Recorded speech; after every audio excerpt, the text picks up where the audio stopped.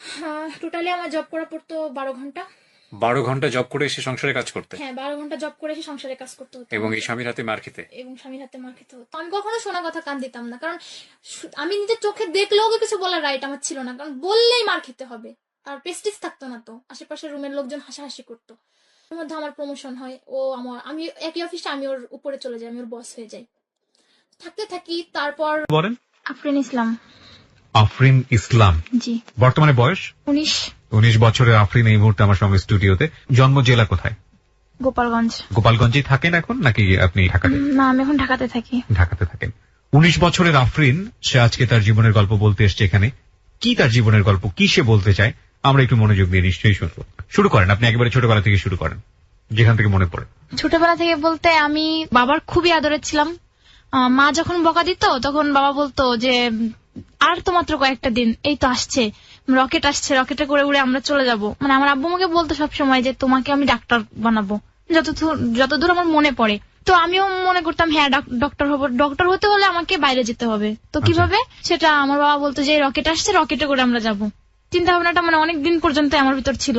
তারপর আমার ছোট ভাইটা হলো, তখন আমার চাচুরা আমাকে বলতো যে তোমার আদর শেষ, বাবার আদর আর পাবা না, তোমার ভাই হয়েছে।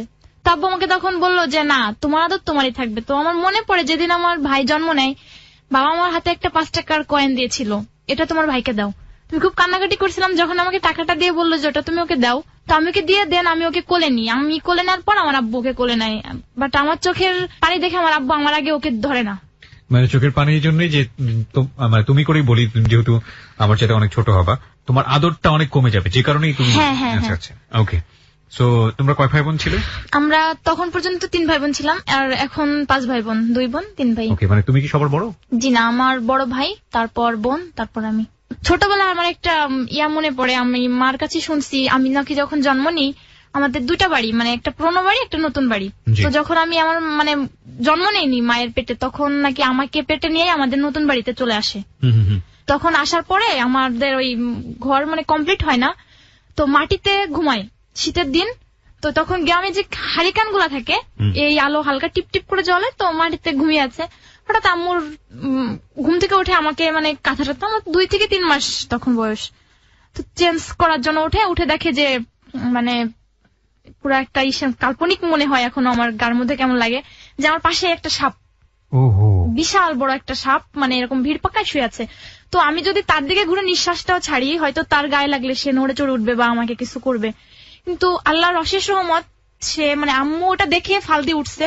হারিকানের হালকা, তখন বিদ্যুৎ ছিল না আমাদের বাড়িতে, তো হারিকানের হালকা আলো, তো ওটা দেখে আম্মু ফাল দিয়ে উঠে আমার বাবাকে বলে যে আমার ভাইয়ের নাম ধরে ডাকে যে ওর আব্বু উঠো। তো উঠার পরে আব্বু দেখে, আব্বু তখন তো কিছু করার ছিল না, মানে এই মুহূর্তে আমাকেও নিতে পারতেছে না, আর আমি এমন একটা অবস্থা আছে যে আমি ঘুরলেই মানে ওর লাগবে শরীরে। তো আব্বু উঠেই মানে আল্লাহকে ডাকতেছে যে দোহাই তোমার, আল্লাহর দোহাই দিচ্ছি, তুমি আমার কোনো ক্ষতি করো না, আমিও তোমার কোনো ক্ষতি করবো না। তো আস্তে আস্তে এরকম করে আল্লাহকে ডাকতে ডাকতে মানে ওকে বলে যে তোমাকে আমি দুধ কলা, এই ধরনের কিছু একটা বলে।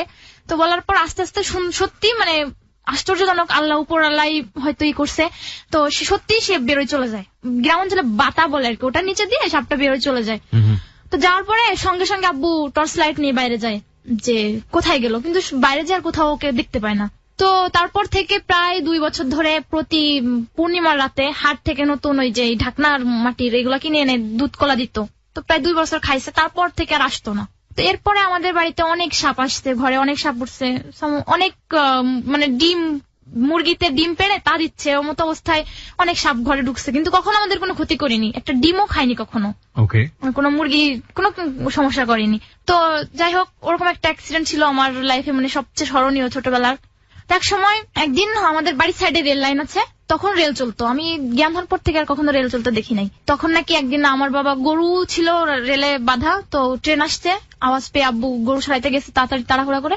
আমি আমার আম্মু কাজে ব্যস্ত ছিল, বোনও বাসায় ছিল না, তো আমি যে চলে গেছি এটা কারো চোখে পড়েনি, খেয়াল করেনি, কেউ খেয়াল করেনি। কিন্তু আমি আব্বু যে ছুটে গেছে, আমি আব্বুর পিছু পিছু গেছি, কিন্তু আব্বু এটা দেখেনি। তো এমন অবস্থায় মানে এমন একটা সিচুয়েশন হয়েছে যে ট্রেন চলে আসছে, এদিকে গরু এদিকে আমি, তো অমত অবস্থায় আল্লাহ রহস্য রহমতে গরুও বেঁচে যায়, আমিও বেঁচে যাই। মানে 2টা অ্যাক্সিডেন্ট পর পর আমার লাইফে ঘটছে, যেটা আমার যেখান থেকে ফিরে আসার কোনো সম্ভাবনা ছিল না, তারপর আমি বেঁচে ফিরছি আল্লাহর অশেষ রহমতে।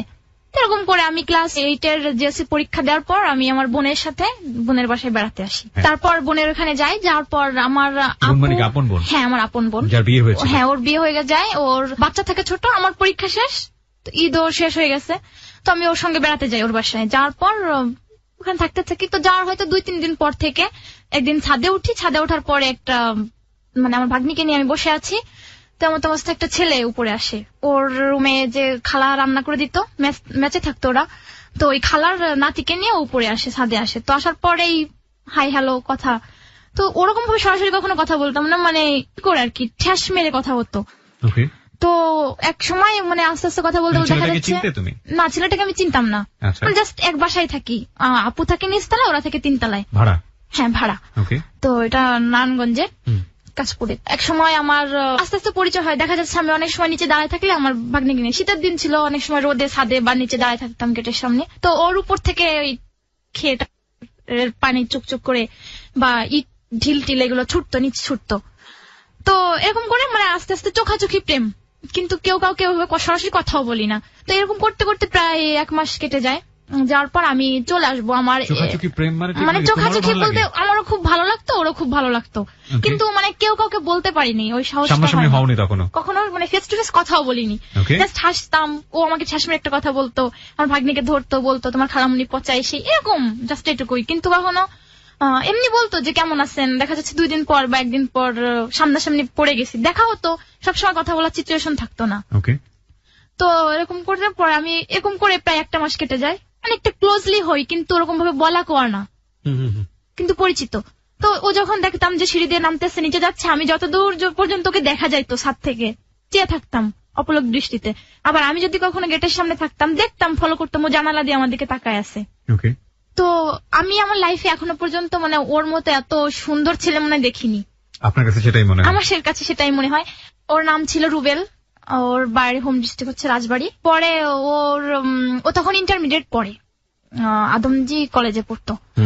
তো তারপর ও যখন কলেজে যেত, আমি দেখতাম ছাদে দাঁড়ায় দাঁড়ায় যে কত দূর পর্যন্ত যাচ্ছে, ওকে যত দূর দেখা যেত। তো এরকম করে করতে করতে হঠাৎ করে আমি বাড়িতে চলে আসবো, আমার রেজাল্ট দিবে, তো আবার 9-এ নতুন করে ভর্তি হতে হবে। তো চলে আসবো। এমতো অবস্থায় আমি যেদিন আসবো তার আগের দিন শুক্রবার ছিল। তো আমারও খুব ইচ্ছে করতেছে যে ওর একটা ছবি যদি আমি নিয়ে যেতে পারতাম, আর হয়তো লাইফে কখনো দেখা হবে কিনা জানি না, কিন্তু খুব মিস করতাম। তো আমি কি করলাম, ওকে আমি বলার সাহস পাচ্ছি না। তো পরে ওর একটা ফ্রেন্ড আসে, তার নাম শামীম। ও এসে আমাকে আমি ওই ছাদের সিঁড়ির উপর দাঁড়ায় থাকি, তো ওর ফ্ল্যাটে দরজার সামনে দাঁড়ায় থাকে ওর ফ্রেন্ড। ওই দিন দুপুর আবার ওদের ওই তার যেন একটা বার্থডে থাকে, ওই বাসায় ওদের দাওয়াত থাকে। তো ওরা দাওয়াত খাবে 12টার দিকে, শুক্রবার সবাই নামাজ পড়বে, নামাজ পড়ে এসে দাওয়াতটা খাবে এরকম। তো ওরা নামাজ পড়তে যাবে, কিন্তু আমার জন্য নামাজ পড়তে যাচ্ছে না, আমার সাথে কিভাবে একটু কথা বলবে।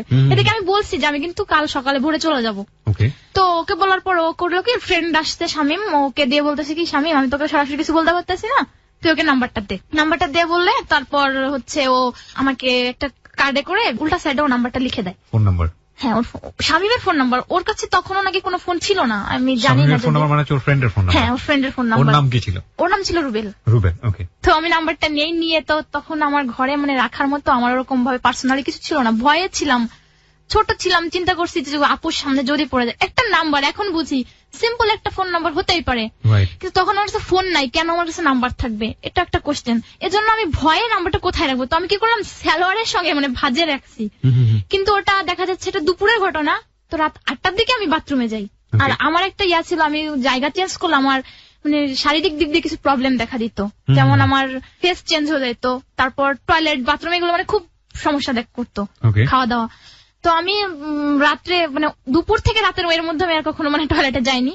তো যখন টয়লেটে যাই আমি এমত অবস্থায় নাম্বারটা আমার বাথরুমের পর একদম ভিতরে চলে যায়। তখন মনে হচ্ছে আমার সারা দুনিয়া ধরে ঘুরাচ্ছে, তোমার সারা দুনিয়া টয়লেটে চলে যাচ্ছে, এরকম চলে যাচ্ছে। এত কষ্ট করে নাম্বারটা জোগাড় করার পর, এত কষ্ট করে নাম্বারটা জোগাড় করার পর এটা এরকম হয়েছে, খুব খারাপ লাগতেছিল। তো আমি কি করবো চিন্তা করতেছি, মাথা ধরে বাথরুমের মধ্যে বসে পড়ছি। তো রুমে গেছি, রুমে যে আমার কিছু ভালো লাগতেছে না, আমি রাতে খাইও নাই, আপুকে বললাম আমার ভালো লাগতেছে না, আমি খাবো না। কি করবো, কারণ ভোরে তো আমরা চলে যাবো। তো আমি এত আর কখনো কোনোভাবে নাম্বার নেওয়া পসিবল না।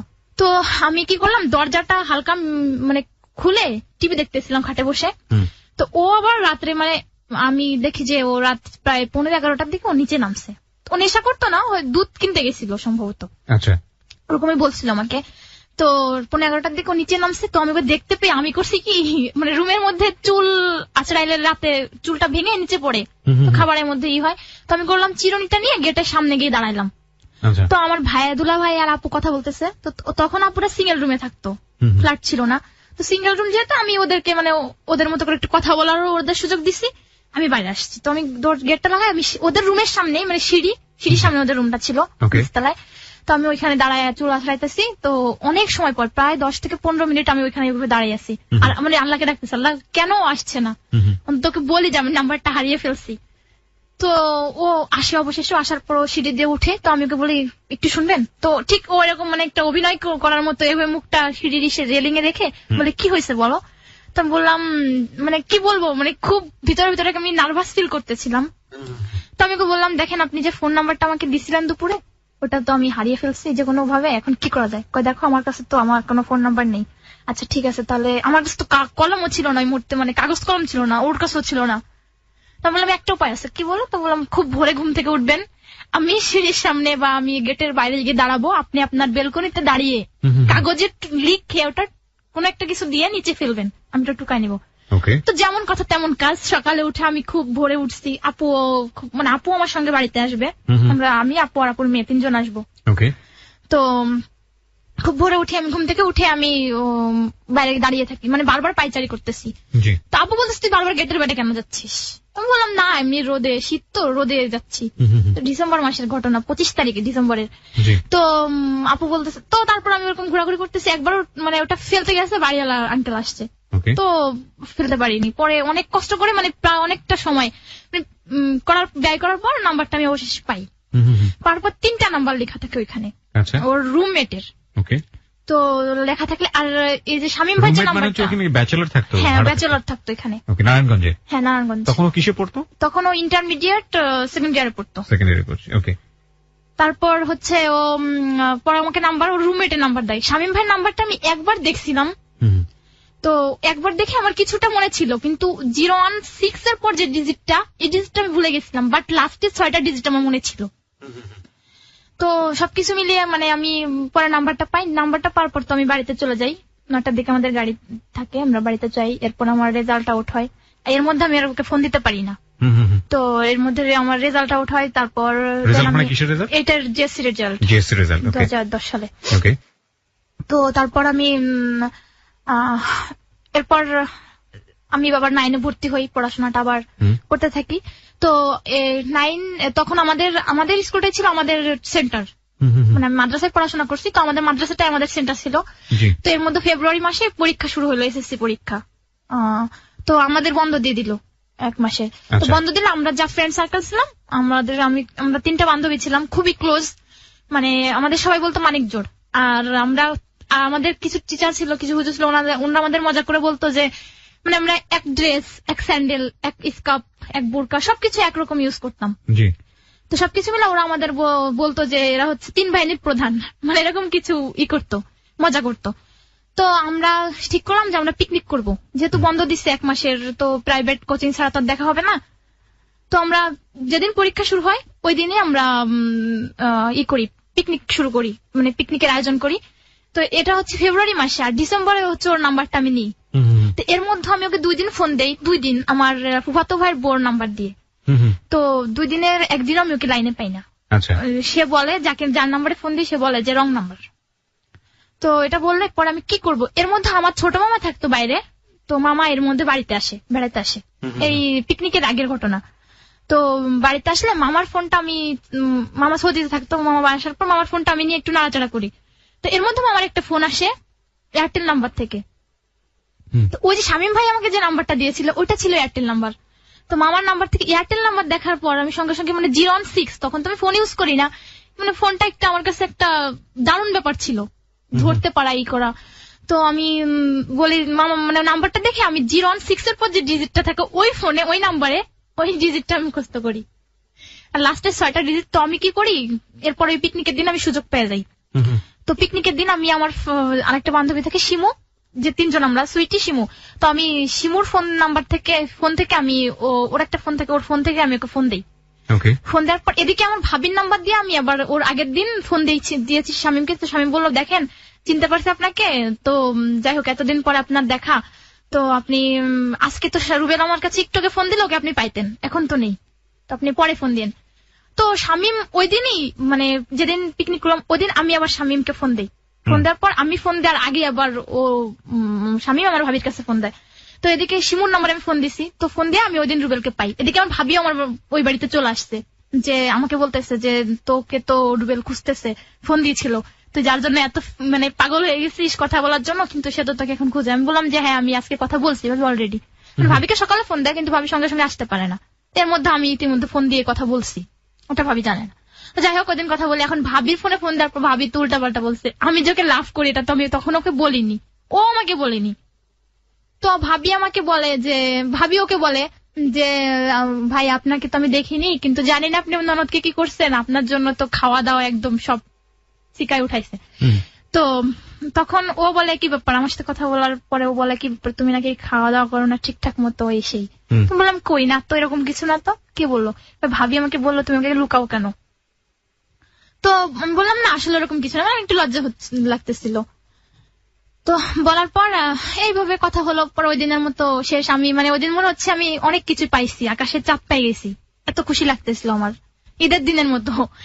তো পরেও আমাকে এরপর কন্টিনিউ কথা হলো, মানে এই সপ্তাহে একদিন দুদিন, মানে এটাই ছিল কন্টিনিউ, সপ্তাহে একদিন বা মাসে 14 দিন 15 দিন পরে একদিন, এরকম করে বলতে বলতে একটা সময় প্রায় 4 থেকে 5 মাস। ও এর মধ্যে 2-3 মাসের মাথায় ও আমার আর একটা বোন থাকে, যে আমি নামটা বলতে চাচ্ছি না, তো ওর একটা বয়ফ্রেন্ড থাকে।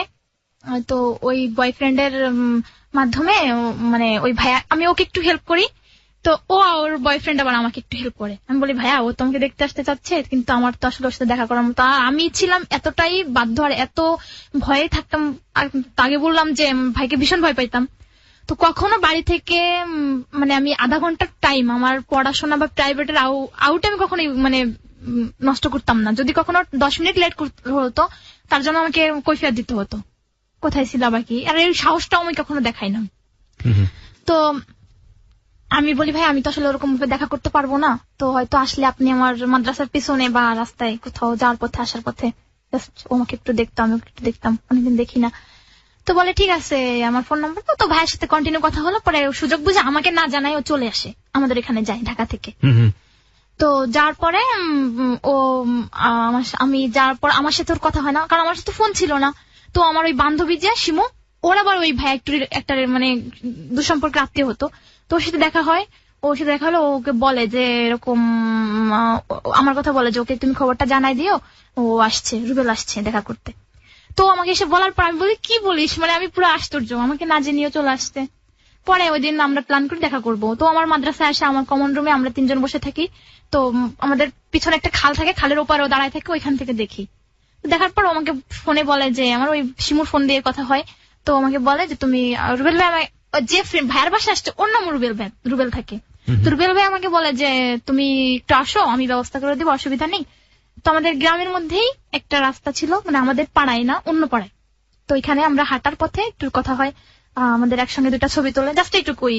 কিন্তু ওরকম ভাবে মানে আমার মেকআপ পরা থাকে, জাস্ট মেকআপটা খুলে ওকে দেখাই। কিন্তু মানে এতদিন পর দেখা হলে যে কিছু একটা মানে কোনো একটা ফিলিংস বা কোনো কিছুই হয় না। তো তারপর ও একদিন থাকার পর আমাকে বলে যে তোমার সুন্দর একটা পিক দাও, আমি আমার মাকে দেখাবো। ওর কোনো বোন থাকে না, ওর 4টা ভাই থাকে শুধু। তো আমি ওকে অনেক লাভ করতাম, মানে ওকে না একদিন সপ্তাহে যদি একদিন কথা না বলতে পারতাম বা একটু ঝগড়া হলে আমি খেতে পারতাম না, আমার ঘুম আসতো না। হয়তো জানি না লাভ ছিল না আবেগ ছিল, বলতে পারবো না। পরে এরকম করে তারপর আমার মাকে আমি বিষয়টা বললাম। আর আমি ছোটবেলা থেকেই আমার মা ছিল আমার খুব ফ্রেন্ড, আমি মাকে সবকিছু শেয়ার করতাম। তো আমি মাকে বললাম, মা আমি না এরকম একটা ছেলে আমাকে খুব পছন্দ করে, আমি ওকে পছন্দ করি, তোমাদের অপছন্দ হবে না। তো মা বললো দেখো আসলে এখনের যুগটা যা এরকম তো হয়। তো মা বললো দেখো এরকম কিছু করো না, ঠিক আছে মানে কথা বলতেছো বলো, বাট এর থেকে বেশি কিছু না। মানে মা আমাকে ওরকম ভাবে, কারণ আমাকে যদি মা শাসনও করে তাও আমি লুকিয়ে করবো, তখন মাকে কিছু জানাবো না। তো মা আমার ফ্রেন্ডলি হওয়ার জন্য মা বললো যে, তো আমি মাকে বললাম যে আমি তো এরকম তো আমি একটু কাশি আনতে যাবো, কিভাবে মানে আমাদের ওইখানে একটু বাড়িতে ওইদিকে বাজারে যাবো। তো কেন বললো, তো আমি বললাম মা আসলে ও আমাকে মানে মিথ্যা বললাম মাকে আমি, যে ও আমাকে একটা জিনিস পাঠাইছে, এটা আমি আনতে যাব। মাকে আমি বলিনি যে ও আসছে। মানে তো- মা জানতো যে আপনি রুবেলকে এতটা লাভ করেন?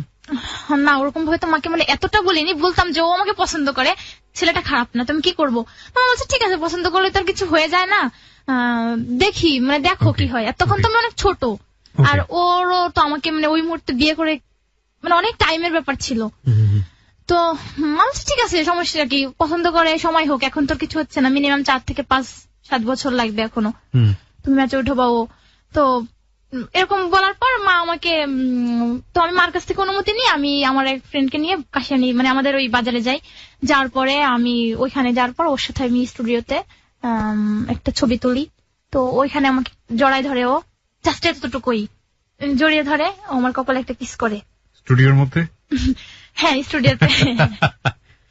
ওকে। তো তখন তুমি ক্লাস 9-এ পড়ো? হ্যাঁ 9-এ পড়ি। ওকে।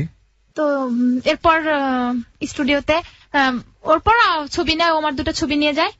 এরপর তারপর তো মানে ওই এই ধরনের সময়- ছবি তুলছিলে তুমি স্টুডিওতে, তোমার কোনো ভয় লাগছিল না? না না আসলে মানে জাস্ট ও আমার সুন্দরভাবে মানে ওর মাকে দেখানোর জন্য একটা পিক নিয়েছিল। ওকে। তো তারপর ই করে, যাই হোক ওর মার ওই ছবিটা নেওয়ার পর ও চলে যায়। চলে যাওয়ার পর আমি বাড়িতে চলে আসি। তারপর থেকে ওর সাথে আমার মনে হয় 2 মাস এরপর কথা হয়। তারপর হঠাৎ করে ওর ফোন বন্ধ। তো আমি আর কখনো ওকে কোনো নাম্বারে পাই না। শামীম ভাইয়ের ওই নাম্বারে ফোন দেই, তাও পাই না। তো ওর সব নাম্বার বন্ধ হয়ে যায়। এরপর থেকে কখনোই আমি ওর সাথে যোগাযোগ করতে পারি না। জি তারপর আমি যখন ক্লাস 10-এ উঠি, তো তখন এর মধ্য দিয়ে ছুইটি যে আমার বান্ধবীটা, জি। ওকে একটা ছেলে পছন্দ করতো, খুব Okay. লাভ করতো। তো ও আমরা যখন প্রাইভেটে যাইতাম মানে কুয়াশা, কিছু অন্ধকারে দেখা যাইতো না। তো এমতো অবস্থায় মানে আমরা এখান থেকে 2 হাত সামনে কিছু দেখা যাচ্ছে না, কিন্তু ওকে যে ছেলেটা লাভ করে, ও ওই কুয়াশার মধ্যে অত ভোরে মানে ভোর 5:30 থেকে 6টা, শীতের দিন 6টা মানে অনেক ভোর। তো ওই সময় ও রাস্তায় দাঁড়ায় থাকতো একবার দেখার জন্য শুধু। ওকে। তো আমরা আসতাম, তো এরকম করতে করতে ওর সঙ্গে ছিল মানে নয়ন নামে একটা ছেলে। তো ও ওর মানে পিয়ন ছিল আর কি, ওর সঙ্গে আসতো। আর আমি Okay. ছিলাম সুইটির খুব ক্লোজ ফ্রেন্ড, ওকে। আমার বেস্ট ফ্রেন্ড ছিলাম। তো আমরা একসঙ্গে যেখানে যাইতাম ই করতাম, তো আমাদের পিছু নিত। তো হঠাৎ করে এরকম করতে করতে, আর আমাকে ওরকম ভাবে কেউ চিনতো না, সুইটিকে সবাই চিনতো এক নামে। ও আমার থেকে অনেক বেশি মেধাবী স্টুডেন্ট ছিল। তো সব এজন্য ওর ইয়াটা ছিল বেশি, তো ওকে সবাই চিনতো। ওর সাথে মেশা ইসে আমাকেও আস্তে আস্তে করে সবাই চিনলো। তো এমনিতে আমি খুব শান্তশিষ্ট ছিলাম। তো ওরকম চিনতে চিনতে এখন একদিন ওই নয়ন মানে সাদ্দামকে, আমি যেটা পরে শুনছি আর কি, যে সাদ্দামকে জিজ্ঞেস করছে ওই মেয়েটা কি। তো আমাকে শুধু চোখই দেখতো, আমার ফেসটা কখনো দেখতে পারিনি ও আচ্ছা। তখনও। তো আমাকে বলতেছে চোখ দেখে ওর খুব ভালো লাগে। তো বলতেছে ওই মেয়েটা কে। তো তখন কে জিজ্ঞেস করছে এটা? এটা নয়ন সাদ্দামকে জিজ্ঞেস করছে, মানে নয়ন যে সাদ্দামকে জিজ্ঞেস হ্যাঁ। করেছে। আচ্ছা, এই নয়নটাকে যেন কে ছিল ওখানে? সাদ্দাম ওকে ওর সাথে আসতো মানে পিয়ন হিসাবে আসতো আর কি, ওকে হেল্প করতে, মানে সাদ্দামের হয়ে ওকালতি করতো যে ও আপনাকে ম্যাম, আপনাকে ও এভাবে বলতো, ম্যাম বলতো, আম্মা জান বলতো অনেক সময়, ওকে। যে আম্মা জান আপনাকে না আমার বাবা মানে আব্বা জান বলতো, মজা করে আর কি, যে খুব পছন্দ করে। তো এগুলো বলার পর তো ওই হঠাৎ করে মানে আমাকে একদিন চোখে পড়ে যে ওই মেয়েটাকে প্রতিদিন দেখে ওর সাথে থাকে। তো মেয়েটা কে, তো বললো যে আমার ভাইয়ের নাম ধরে বললো যে ও তো ওর বোন। ওকে। তো বললো ওর বোন এত বড় হয়ে গেছে আর ওর বোন এরকম। তো মানে কে আমার- বলছে এটা? নয়ন? হ্যাঁ নয়ন বলতেছে। তো বললো যে ওর সাথে তো প্রেম করতে হয়। তো আমাকে একদিন অফার করে, আমি মানে রাজি হই না। অফার করে কিভাবে? ডেকে সরাসরি? অফার করে বলতে ও আমাকে হ্যাঁ সরাসরি মানে আমরা আসতেছি, তো বললো যে তোমাকে আমার খুব ভালো লাগে, আমি তোমাকে লাভ করি। তখন তো আপনি রুবেলকে পছন্দ করেন? হ্যাঁ তখন আমি রুবেলকে পছন্দ করি, বাট রুবেলের সাথে আমার এই সময় কোনো সম্পর্কে যোগাযোগ নেই। কতদিনের গ্যাপ পড়ে গেছে? গ্যাপ পড়ে গেছে প্রায় প্রায় কত 6 মাস। যোগাযোগটা ছিল না কি কারণে? ওর ফোন মানে আমি হঠাৎ করে একদিন ওর ফোনে পাই না, ওকে ফোন বন্ধ হয়ে যায়। পরে মানে তখন থেকে আর ওর সাথে আমি যোগাযোগ করতে পারি না। আমি জানি না কেন ও আমাকে অফার করে, তো আমি রাজি হই না। তো ও ওর মতো করে থাকে। তো হঠাৎ করে একদিন আমি মানে ওকে দেখা যেত কেমন, মানে ওকে আমি একটা নিক নামে ডাকতাম, কার্টুন বলে। কার্টুন? হ্যাঁ কার্টুন, মানে ও একটু দেখতে ছোটখাটো ছিল। ওকে। তো আমাকে বলতাম যে ওকে না কার্টুনের মতো লাগে। তো ওর এক আমার মানে আমাদের বাড়ির সাইডে একটা মেয়ে ছিল, মিশতাম আর কি, এরকম মানে অত ক্লোজ ফ্রেন্ড ছিল না। তো ওকে একদিন মজা করে হাসতে হাসতে বলতেছি কি যে ওই ছেলেটাকে না আমার কাছে কেমন লাগে, কার্টুন কার্টুন। তো বলতেছি কি তোর সাথে প্রেম করবে? আমরা আশ্চর্য, ওকে কার্টুন বলছি, তারপর তুমি এটা বলো কিভাবে। ও এটা করলো কি, ওর ভাইয়ের সাথে ওর নয়নের খুব মানে ক্লোজ ফ্রেন্ড ছিল ওরা। আচ্ছা। তো ওদের বাড়িতে আমি প্রায় রাতে ঘুমোতো। তো ওকে বললো যে ভাই, ওই দিন সকালেই মানে তারপরের দিন রাতে ওদের বাড়িতে ঘুমোয়, সকালে বলতেছে ভাই জানেন আপনাকে না একজন একটা কথা বলছে। তো ও কি বলছে? বলছে ওই মেয়েটা না আপনাকে বলছে, মানে ও একটু বানিয়ে বলে যে ওকে আপনাকে খুব ভালো লাগছে। তো তখন কে কাকে বলছে এটা? এটা বললো ওই মানে আমাদের আমার ফ্রেন্ডের মতো আর কি, ফ্রেন্ড ছিল না যদিও। হ্যাঁ, এটা কাকে বলছে? ওটাও নয়নকে বললো যে ও আপনাকে বলছে। তোমার হয়ে ওকে বলেছে? হ্যাঁ, ওই মেয়েটা আমার হয়ে, মানে আমার হয়ে ওই ছেলেটাকে বলছে, নয়নকে বলেছে যে ওকে কারো ভালো লাগে। হ্যাঁ, ও বলতেছে কি ওই মেয়েটা না আপনাকে কার্টুন বলছে। ওকে ওকে। এর আগে তো নয়ন আমাকে প্রপোজ করছে, বাট আমি অ্যাকসেপ্ট করিনি, ওর মতো করে রয়েছে, তো অতটা জোর দেয়নি। রাইট। তারপর এটা যখন ওকে বললো, তা বললো কি বলিস, বলার পর ও আমার মানে আমাকে ওর একটা জিদ চেপে গেল যে আমার সাথে রিলেশন করবেই। ও আমাকে অফার করলো আবারও, তো আমি রাজি হইলাম না। তো রাজি না হওয়ার পর ওকে অনেকে টিটকেরি মারলো যে কি ব্যাপার, তুই ওকে অফার করলি, ও তো তোকে অ্যাকসেপ্ট করলো না, তো পাত্তাই দিল না। তো তখন ও করলো কি করতো, মানে ওর একই গ্রামে বাড়ি, তো আমার ভাইয়ের যারা ফ্রেন্ড ওরও ফ্রেন্ড তারা। আচ্ছা। তো ও কি করতো আমাকে মানে কিভাবে কি করা যায় আমাকে ব্ল্যাকমেল করতে শুরু করলো। কিভাবে, আমার সামনে কখনো আসতো না ও, আমার মানে আমি দেখা যাচ্ছে প্রাইভেট পড়ে আমি রাস্তার এই সাইড দিয়ে আসতেছি, ও মাঝে খালেও পার দিয়ে আরেকটা রাস্তা ছিল, তো ও ওইখান দিয়ে যাচ্ছিল।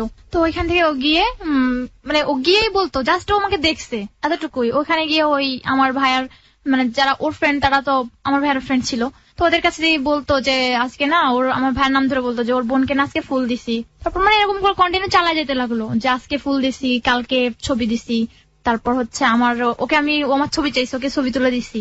এরপর ওর সাথে দেখা করছি, ওইখানে যে কথা বলছি, কিন্তু এটা আমি কিন্তু কিছুই জানি না। মানে এই ধরনের কথাবার্তা ছড়াচ্ছিল।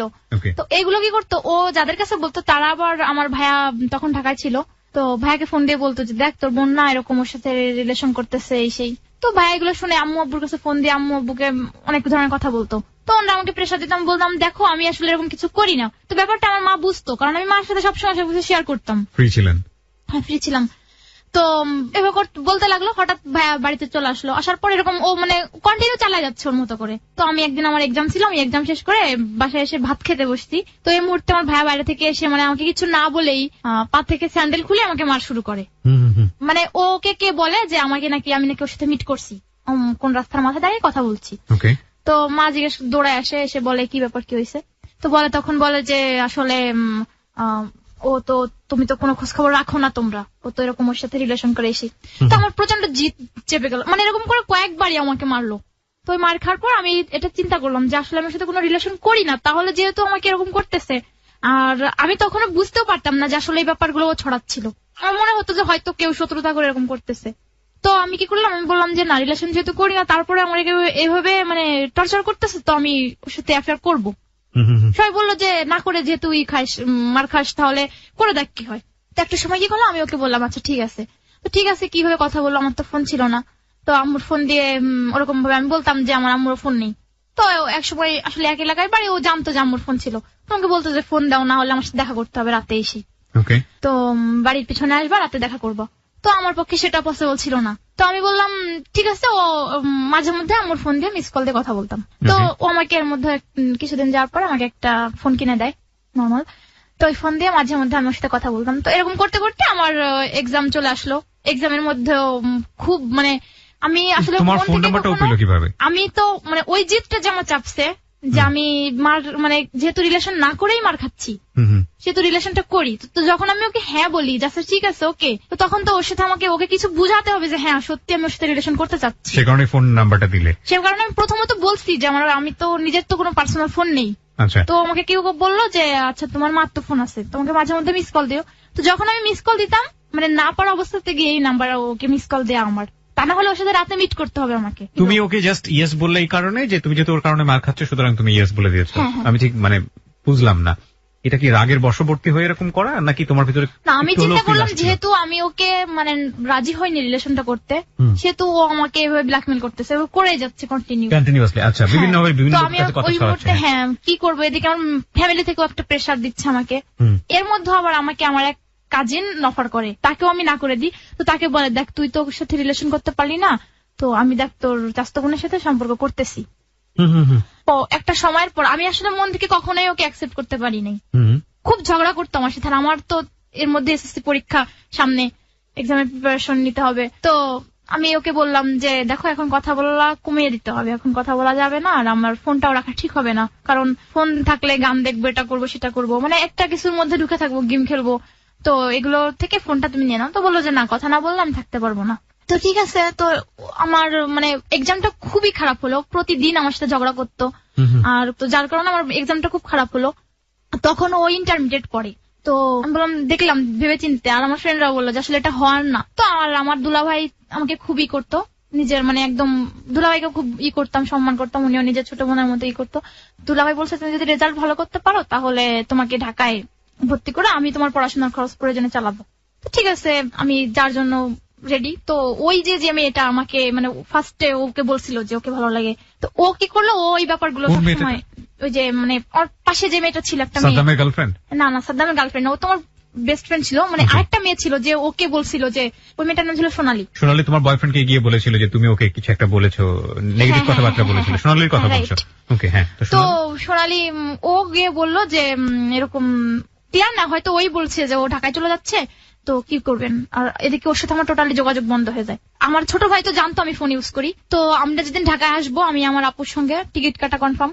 তো তার আগের দিন রাতে আমার ছোট ভাই ও ফোনে গেম খেলতো, ওকে গেম খেলতে না দিলে ও তো বলে দিবে আম্মুকে যে আমি ফোন ইউজ করি। তো গেম খেলতে, হ্যাঁ আমার ছোট ভাই। তো আমার প্রচন্ড মাথা ব্যথা করতেছে, আমি ঘুমিয়ে আছি। তো ও কি করছে, ও আমার সিমটা ক্লোজ করা ছিল, ফোনেই ছিল ক্লোজ করা ছিল। তো সিমটা খুলে ও আমার ছোট ভাই ও ওই নাম্বারটা ডায়ালেই থাকে একদম ফার্স্টে। ও করে কি, হ্যালো হাউ আর ইউ ভাইয়া, কেমন আছেন, এতটুকু SMS লিখে ওই নাম্বারটা সেন্ড করে। তারপর নয়ন সঙ্গে সঙ্গে ফোন ব্যাক করছে। যে নাম্বারটা ফোন দিছে আমি আবার ওকে বলছি এই নাম্বারটা হচ্ছে আমার না, আমার কাজিনের। তো কাজিনকে নাম্বারটা দিয়ে দিছি, যেহেতু তুমি ওই নাম্বারে ফোন দিলে আমার প্রবলেম হবে, জেনে যাবে, তো তুমি ফোন দিও না। তো ফোন দিত না। তো যখনই ও SMS করছে তখনই ওর সঙ্গে সঙ্গে ফোন দিছে। ফোন দিলে এমন অবস্থা আমার বাড়িতে দাঁড়ায় আছে, কিন্তু আমি জানি না, বাড়ির পিছনে কিছু মানে গাছ লাগানো কিছু ফাঁকা জায়গা ছিল ওইখানে। তো আমাকে SMS পে ফোন সঙ্গে সঙ্গে ব্যাক করে। ফোন দেওয়ার পর আমার ছোট ভাই, আমি খুব বকাবকি করি ওকে, তুই কি এটা কি করলি, আমি তো সকালে ঢাকায় যাবো, এখন মানে ফোনও ধরা সম্ভব না আমার পক্ষে, আমি কথা বলতে চাচ্ছি না ওর সাথে। ফোন না ধরলে তো সে ফোন ব্যাক করতে থাকবে, হ্যাঁ ব্যাক করতে থাকবে। তো আমি খুব বকাবকি, ও আবার কি করে, ও আবার পাকনামি করে মুখে একটা গামছা টাওয়াল নিয়ে ও বলে যে ভাইয়া আমি মানে আমার কাজিনের নাম ধরে বলে যে আমি তাকে, আমার তো ভুল হয়ে গেছে, রং নাম্বারে চলে গেছে, এটা বলে সঙ্গে সঙ্গে ফোনটা কেটে দেয়। তো ও তো পুরোটা বুঝতে পারে। আমি বললাম তুই ভুল তো একটা করছিস, নেক্সট আরেকটা ভুল করলি। তো ওকে বকাবকি করে আর কি করবে, দেখে ওকে বেশি বকাও যাবে না, কারণ ও মাকে বলে দিবে, বাবাকে বলে দিবে। পরে আমি ফোনটা ধরার পর বলছে তুমি এক্ষুনি ঘরের বাইরে আসবা, তা না হলে কিন্তু আমি তোমার বাড়িতে চলে আসবো, আমি কিন্তু তোমার বাড়িতে আছি, তুমি ঘরের বাইরে আসুন, তোর সাথে কথা বলবো। তো আমি বললাম না, তোমার সাথে কোনো কথা নেই, শেষ। তো পরে ওরকম আমি ফোন বন্ধ করে দিই। বন্ধ করে দেওয়ার পর আমাকে, আমি ফোন কিছুক্ষণ পর আবার মানে ও আমার ঘরের পেছনে আসছে, ও নড়তেছে মানে আকার ইঙ্গিত আমি বুঝতে পারতেছি যে ও আমার বাড়িতে আছে। তো আমি কি করবো, আমার খুব ভয় করতেছিল। তো এমতো অবস্থা, আমাদের গ্রামের বাড়ি তো বাইরে ছিল বাথরুম, অ্যাটাচ ছিল না। তো আমি বাথরুমে যাই, বাথরুমে গেলে ও আমাকে, আমি বাথরুমে গিয়ে ফোনটা ওপেন করে কথা বলি, কারণ ঘরের ভিতর একটা ঘরেই আমরা, আমার বোন ছিল, মা ছিল, কথা বলাটা পসিবল ছিল না। তো আমি বাইরে যাওয়ার পর কথা বলে ও বলতেছে দেখো তুমি যদি এখন ওর সাথে কথা না বলো বা তুমি যদি না করো তাহলে আমি কোনোভাবেই ওর সাথে কথা বলতে চাচ্ছিলাম না। তো আর ও আমার সাথে খুবই খারাপ ব্যবহার করছে, খুব বকা দিচ্ছে, যেন আমি কোনোভাবে মানে কোনো অবস্থাতে কথা বলতে চাচ্ছি না। তো আমাকে বললো যে তুমি যদি না বেরোয় আসো তাহলে আমি কিন্তু গলায় ফাঁস দিব রশি দিয়ে। তো আমি কি করলাম, ওর একটা ফ্রেন্ডের নাম ছিল সাদ্দাম, ওকে ফোন দিলাম, দিয়ে বললাম যে ভাইয়া আপনি একটু ওকে বুঝান, আপনি একটু দেখেন ও অমুক জায়গায় আছে, আমাকে বললো গাছের ভিতর, তো আপনার একটু ওকে বুঝা শুনে নিয়ে যান, আসলে তো এরকম পাগলামি করতেছে, আর আমার তো কথা বলে এখন সম্ভব না, আমার মা আছে, বোন আছে।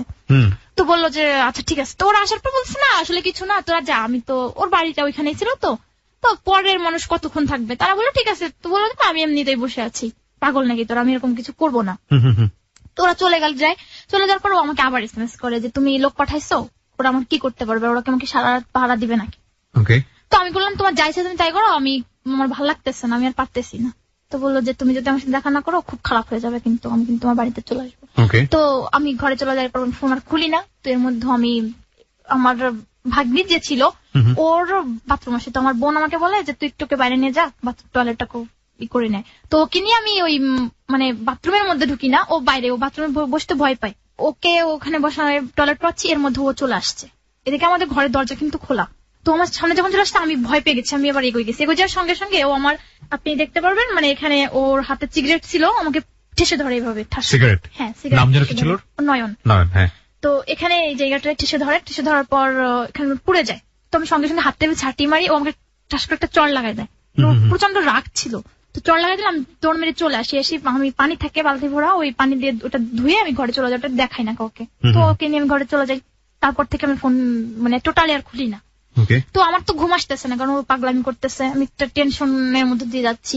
তো কি করলো, ও হঠাৎ করে আমার রাত তখন 11:30 বাজে, আমার বড় ভাইয়া মানে ঘর ছিল দুটো, আলাদা ঘরে থাকতো ভাইয়া, তো টিভি দেখে ওই ঘরে আসছে ভাত খাইতে, আচ্ছা। আমরা যে ঘরে ঘুমাইছি। তো আমি, আমার বোন আর আমার ভাগ্নে এক খাটে ঘুমাইছি, আম্মু বউ সাইডে।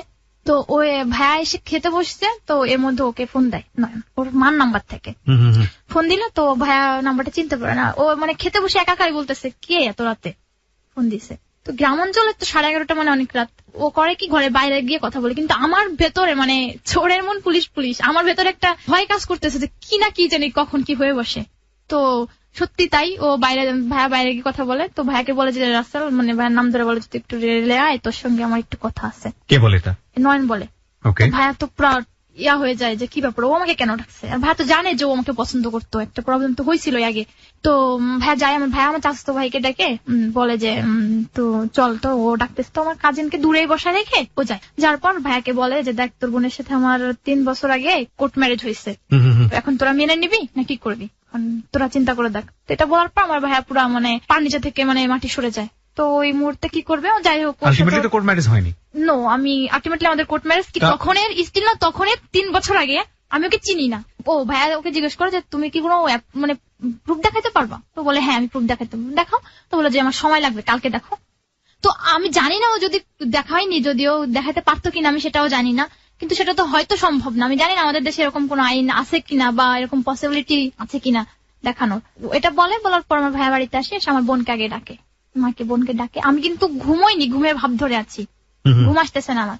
তো ডেকে নিয়ে ওদের বাইরে নিয়ে কিছু কথা বলে, ওদের কি বলে আমি জানি না। বলার পর আমার বোনকে দিয়ে আমাকে ডাকায়, ডাকানোর সঙ্গে সঙ্গে আমি বাইরে যাওয়ার সাথে সাথে আমার ভাই আমাকে খুব মার শুরু করে। মানে আমার কানে প্রথম যে চটটা দেয়, আমার পুরো কানে আমি কিছু শুনতে পাই না, ঘুরে পড়ে যাই মাটিতে। তো আমাকে অনেক মারার পর বলতেছে তুই তো, তোর তো বিয়ে হয়ে গেছে, তুই স্বীকার কর।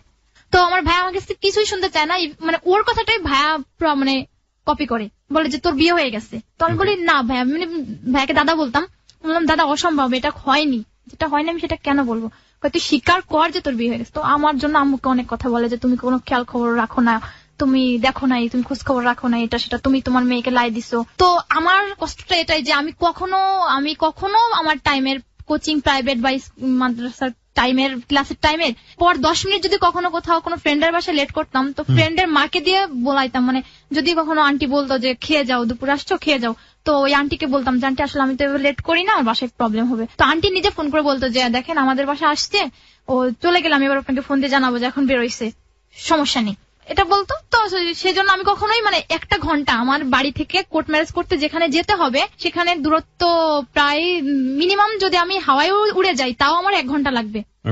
সবচেয়ে বড় কথা হচ্ছে তখনের 3 বছর আগে ওকে আমি চিনি না, জাস্ট ওকে আমি চিনি টেনে ওঠার পর থেকে। এটা হচ্ছে এসএসসি পরীক্ষা গোয়িং এর পরের ঘটনা, 1 মাসের মধ্যে। তো আমার মার্চের পরীক্ষা শেষ হয় এপ্রিলের 17-16 তারিখের ঘটনা এগুলা।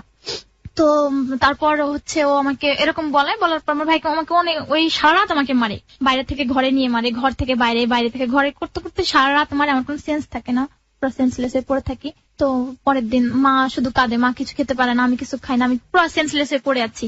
তো ভাইয়া যেখানে যায়, যেখান থেকে আসে সেখান থেকেই মারে। তো এরকম অবস্থায় 2 দিন চলে যায়, 3 দিনের দিন, মানে এই 3 দিনের মধ্যে কিন্তু সে কোনো প্রুফ দেখাইতে পারিনি।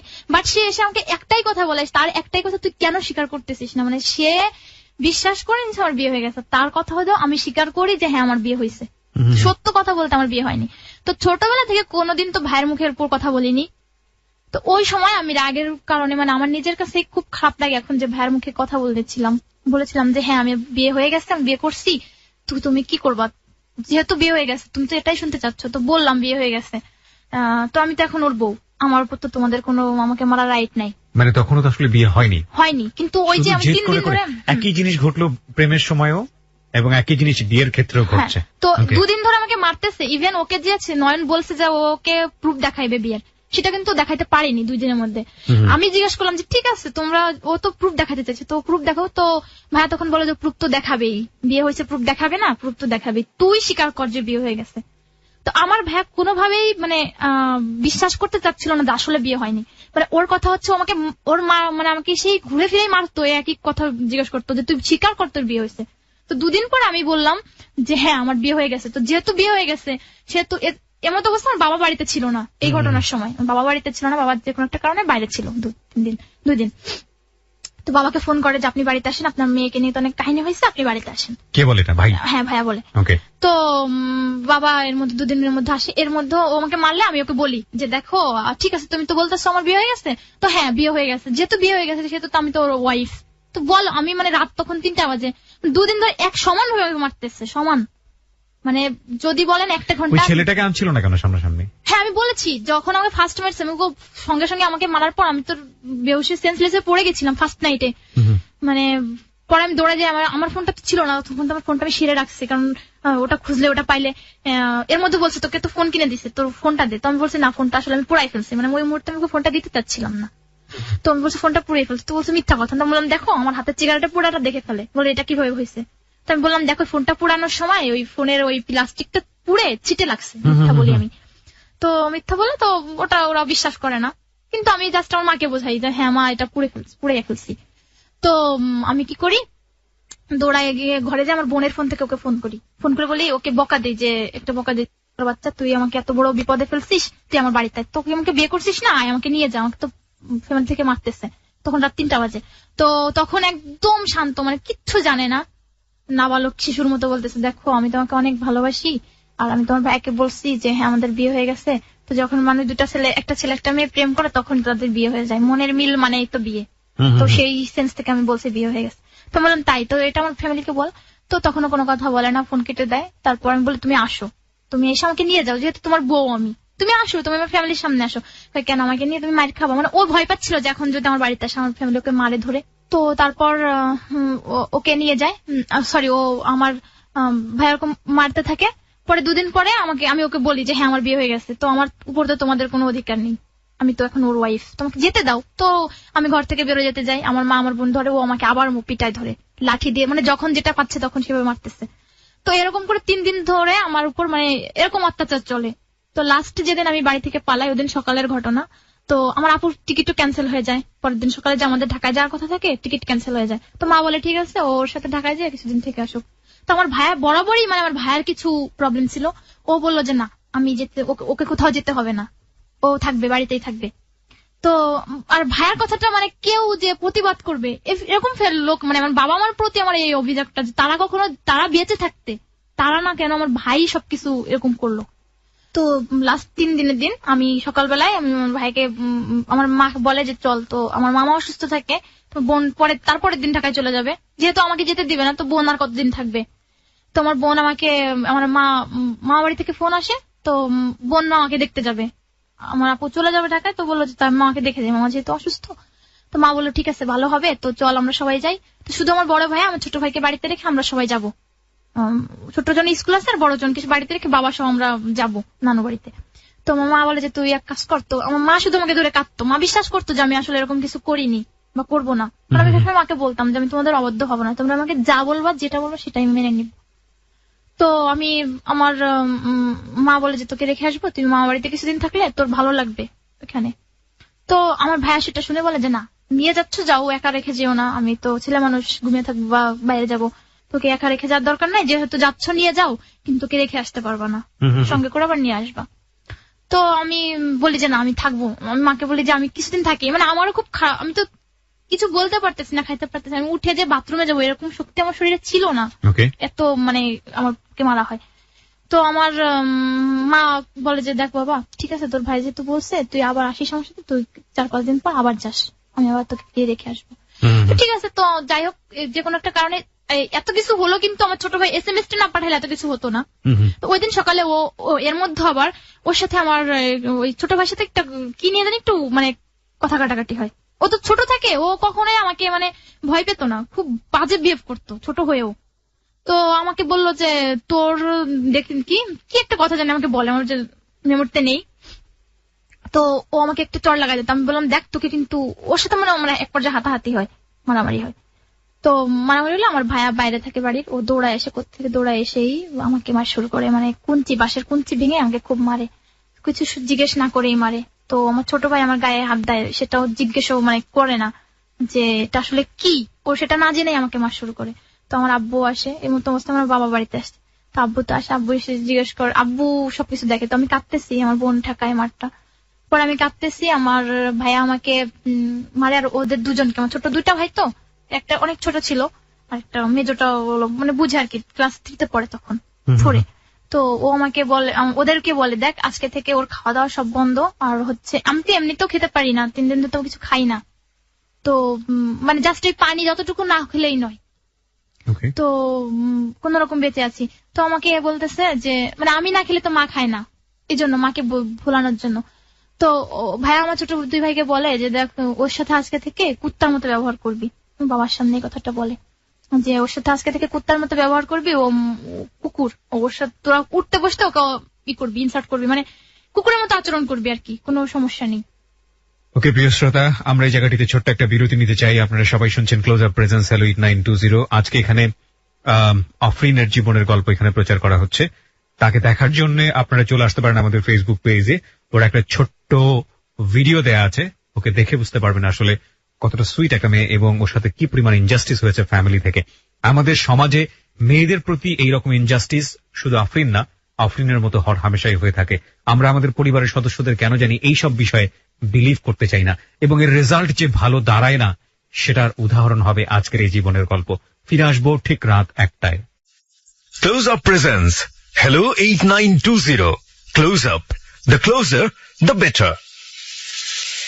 Hello 8920. Close Up. The closer, the better. সময় রাত 1টা। প্রিয় শ্রোতা, আপনারা সবাই শুনছেন আফরিনের জীবনের গল্প ক্লোজ আপ প্রেজেন্স হ্যালো 8920 তে। কথা না বাড়িয়ে তার কাছে আমি আবারও ফিরছি। হ্যাঁ, যেখানে ছিলাম আফরিন, বলো তারপর। পরে আমাকে বলে যে ওর সাথে মানে আমার বড় ভাইয়া ওদের বলে যে ওর সাথে কুকুরের মতো আচরণ করবা।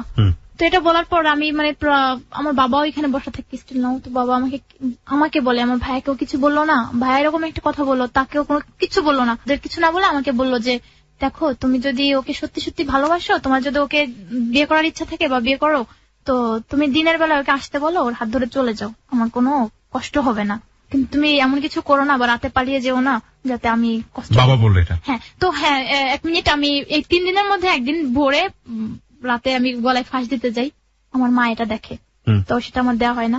তো যাই হোক, তারপর ওই দিন বাবা আমাকে ওটা বলার পর আমি মানে ওই মুহূর্ত থেকে চিন্তা করলাম যে না, আর না, অনেক হয়েছে, আর পারতেছে না। বাবা আমাকে এই কথা কেন বললো, আর বাবা তো পারতো আমার ভাইকে কিছু বলতে, তার সামনে ভাই কেন আমাকে বারবার এরকম করতেছে। আর 3টা দিন ধরে তো আমি তো মানুষ না, আমি আমার বলতে চাচ্ছি না আসলে ফ্যামিলিগত, যে কোনো ভাবে আমি একটা ফোন থেকে ওর সাথে আমি যোগাযোগ করি, নয়নের সাথে, কারণ ওই মুহূর্তে তো আমি তো আসলে একা একা পথ চলা বা কিছু একটা করবো এতটা সাহস, হ্যাঁ বাড়ি থেকে পালিয়ে যাবো এই সাহসটা, মানে এই ইয়ারটা আমি চিন্তাটা করে নিছি, এই ডিসিশনটা নিয়ে নিছি অলরেডি, কিন্তু কিভাবে যাব, কার কাছে যাব, কোথায় যাব, এই সাহসটা পাচ্ছি না আমি। তো আমি কি করবো, অবশেষে সেই নয়নকে আমি ফোন দিই যে তুমি তো আমাকে বাড়িতে থাকতে দিলা না, তো এখন আমার দায় নাও তুমি। এর মধ্য দিয়ে ওর পরীক্ষা চলতেছিল, ওর ইন্টারমিডিয়েট পরীক্ষা চলতেছিল, লাস্ট ওর 3টা পরীক্ষা ছিল। তো যেদিন পালাবো ওই দিন মানে আজকে ওই দিন বিকালে ওর দুপুরে ওর পরীক্ষা ছিল, তোকে ফোন দেই, আমি বলি যে তুমি অমুক জায়গায় থাকবা, আমি আজকে পালাবো। তো পালাবো এটা বলছে যে মানে বাড়ি থেকে বের হবো। তো ঠিক আছে, কথা মতো কাজ ও থাকে, সন্ধ্যার পর আমি বাড়িতে ফিরে আসি, সকালে নানু বাড়িতে যাই ওর পরে 9টা-10টার দিকে, তারপর বিকালে ফিরে আসি। ফিরে আসার পরে আমার মা আর আমার বোন টিভি দেখে আলাদা ঘরে, আমি আলাদা ঘরে থাকি, আরেক ঘরে আমার ছোট ভাইরা থাকে। তো আমি কিছু কাপড়, পরার কিছু কাপড় চুরি করে বের করি, আর হচ্ছে আমার জাস্ট কিছু কাপড়ই, টাকা পয়সা তেমন আমার হাতে ছিল না, জাস্ট কয়েক টাকা ছিল, 400-500 টাকার মতো হবে। এটা নিয়ে পরে আমি 7টা-7:30টার দিকে বের হয়ে যাই। তো আমাকে হেল্প করে আমার ফ্যামিলি থেকে কেউ একজন ছিল, আমি ওটা বলতে চাচ্ছি না, সে কিছু জানতো। তো আমি পালিয়ে চলে আসি, ও যেমন যেমন বলে তেমন তেমনই কাজ হয়, মানে একটা বাগানের মধ্যে ও ওয়েট করে আমার জন্য। তো আমি কাপড়গুলো নিয়ে ওর ব্যাগের মধ্যে কাপড়গুলো ঢুকাই, ও কাকে জানি বলে রাখে, ওর এক চাচা হয়, তা সে আমাদের মোটরসাইকেলে করে লিফট দেয়। তো এটা চট্টগ্রামের একটা গাড়িতে মানে ধাওয়া করে অনেক দূর পর্যন্ত এসে গাড়ির সামনে মানে দাঁড় করায়, উনি সামনে দাঁড়িয়ে ও আমাদের গাড়িতে তুলে দেয়। তারপরে সারা রাত জার্নি করলাম, একসঙ্গে ঢাকায় আসলাম, ঢাকায় রায়েরবাগ। রাত 3টার সময় ওর এক ফ্রেন্ডের বাসা, ওই যে বান্ধবী মানে আমার পাশের বাড়ির যে মেয়েটা সোনালী, জি। ওর বাসায় উঠি। মানে আপনার বয়ফ্রেন্ড কি একবারে বাড়ি থেকে বের হয়ে আসলো? হ্যাঁ, ওকে তো আমি বলছি বিকালে ফোন করে যে আমি আজকে মানে ওরও পড়াশোনা বন্ধ? হ্যাঁ, ওর তো দুটা পরীক্ষা বাদ আছে, বাট আমি জানতাম না, আর ওই মুহূর্তে তো আমার কোনো উপায় ছিল না, আর ওই সেন্সটাও কাজ করতেছিল না। আমি ঠিক বুঝলাম না উপায় কেন ছিল না। একটা যেটা হচ্ছে যে আমাকে তো কন্টিনিউ আমাকে প্রেসার দিয়ে যাচ্ছে, মানে আমার ভাই আমার থেকে স্বীকার করাবে যে হ্যাঁ আমার বিয়ে হয়ে গেছে, বাট আমার তো বিয়ে হয়নি, তো আমি কি করবো? আমার ওটা ছাড়া কোনো উপায় পাচ্ছিলাম না আমি। আর আমার ভিতর প্রচন্ড জিদও চলে আসলো যে আর কত, বাবার সামনে ভাই আমাকে এগুলো বলতেছে যে কুকুরের মতো আচরণ করবে, এই সেই, তো বাবা কোনো প্রতিবাদ প্রথম করতেছে কথা না। হচ্ছে বিয়ে তো আপনি করেননি তাকে, না আপনার ফ্যামিলি তো তাকে জোর করে সেই ছেলেতে তুলেও দিচ্ছে না, না, টর্চার করছে মানসিক ভাবে। হ্যাঁ কিন্তু আপনি জেদের বশবর্তী হয়ে ভাবলেন যে ছেলেটার সঙ্গে আপনি চলে যাবেন। হ্যাঁ এটা একটু বেশি বেশি সিদ্ধান্ত হয়ে গেল না? হ্যাঁ সেটাই। প্রথম কথা হচ্ছে জেদের বশবর্তী হয়ে ছেলেটার সঙ্গে আপনি লাভ করলেন, জেদের বশবর্তী হয়ে ছেলেটা এক ধরনের একটা কুৎসা রটালো, এবং সেটার জন্য আপনার ফ্যামিলি কর্তৃক আপনার টর্চার হচ্ছে। এখন আপনি ফ্যামিলির প্রতি জেদ করে আপনি যেটা করছেন, আপনি ছেলেটার সঙ্গে বের হয়ে যাচ্ছেন। হ্যাঁ। এটা তো আরো বড় ধরনের একটা ভুল সিদ্ধান্ত। জি। ওটা কি তখন বুঝতে পেরেছিলেন যে আপনি এটা করছেন? না, তখন বুঝতে তখন পারিনি। মনে হচ্ছে যে যেভাবেই হোক না কেন এখান থেকে বের হয়ে যাবো, হ্যাঁ, বের হয়ে আমার যাবো। ফ্যামিলিকে একটা শাস্তি দিব। হ্যাঁ সেটাই।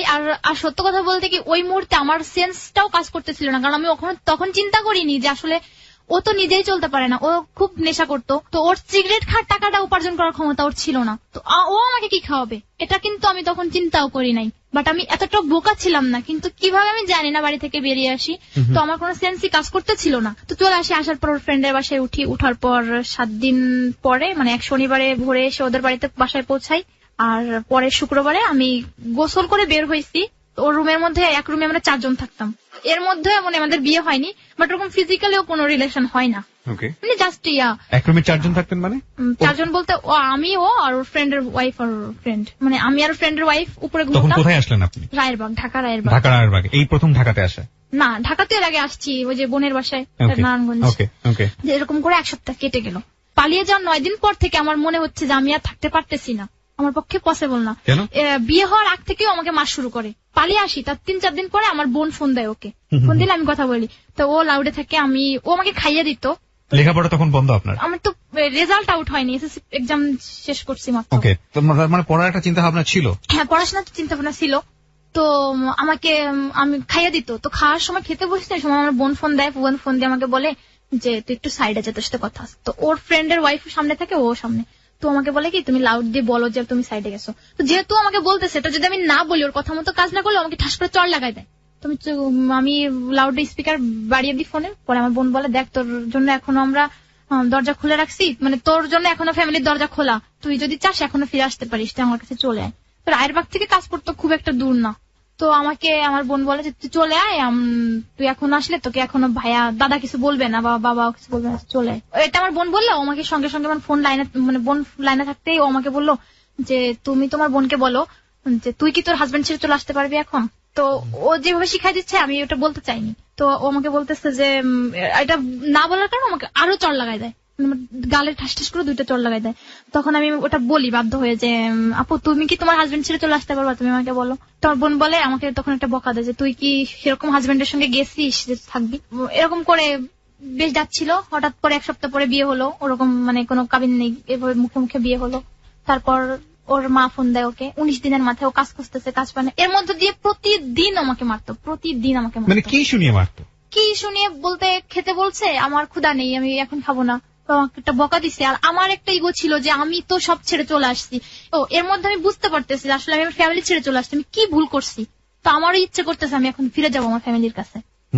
তো আমি যেতে চাই, আমি ওর ফ্রেন্ডের ওয়াইফকে বলি যে আমাকে একটু হেল্প করবি, দেখ তোর চোখের সামনে আমাকে এইভাবে মারতেছে, আমার জীবনটা তো শেষ হয়ে যাবে, তো তোমাকে একটু হেল্প কর। তো আমাকে প্রথমে রাজি হয় যে ঠিক আছে তুই যা। তো পরে আবার এটা বিয়ের কতদিন পরে রাজি হয়? মানে বিয়ে তো 1 সপ্তাহ পরে হয়, এর মধ্যে ঘটনাই। মানে আপনি বিয়ের পরে কিছুদিন যাবত তার সঙ্গে আছেন? থেকে 2 দিন পরেই। না, বিয়ের কিছুদিন যাবত তার সঙ্গে থাকার পরে আপনি ওখান থেকে এসকেপ করার চেষ্টা করতেছেন, রাইট? হ্যাঁ। সো সেটা কতদিন পরে? সেটা বিয়ের 3 থেকে 4 দিনের মধ্যেই, মানে আমি তো বিয়েটা তো ওই মুহূর্তে মানে সেন্স আসতেছে আমার আস্তে আস্তে করে, মানে মোটমাট বাড়ি থেকে পালানোর 9-10 দিনের মধ্যে আমার সেন্সটা কাজ করতেছে যে এখন আমি ফ্যামিলিকে মিস করতেছি, আমি কি ভুল করছি এটা আমি মানে রিয়েলাইজ করতেছি আর কি। তো আমাকে বলে যে পরে আমি মানে ওকে বলি যে আমাকে একটু হেল্প কর, আমি চলে যাই আমার ফ্যামিলিতে ব্যাক করি। তো আমাকে প্রথমত রাজি হয় যে ঠিক আছে যা, পরে আবার বলে না দেখ এটা আমি করতে পারবো না, যা করছিস করছিস, তো ঠিক আছে যা করছি করছি।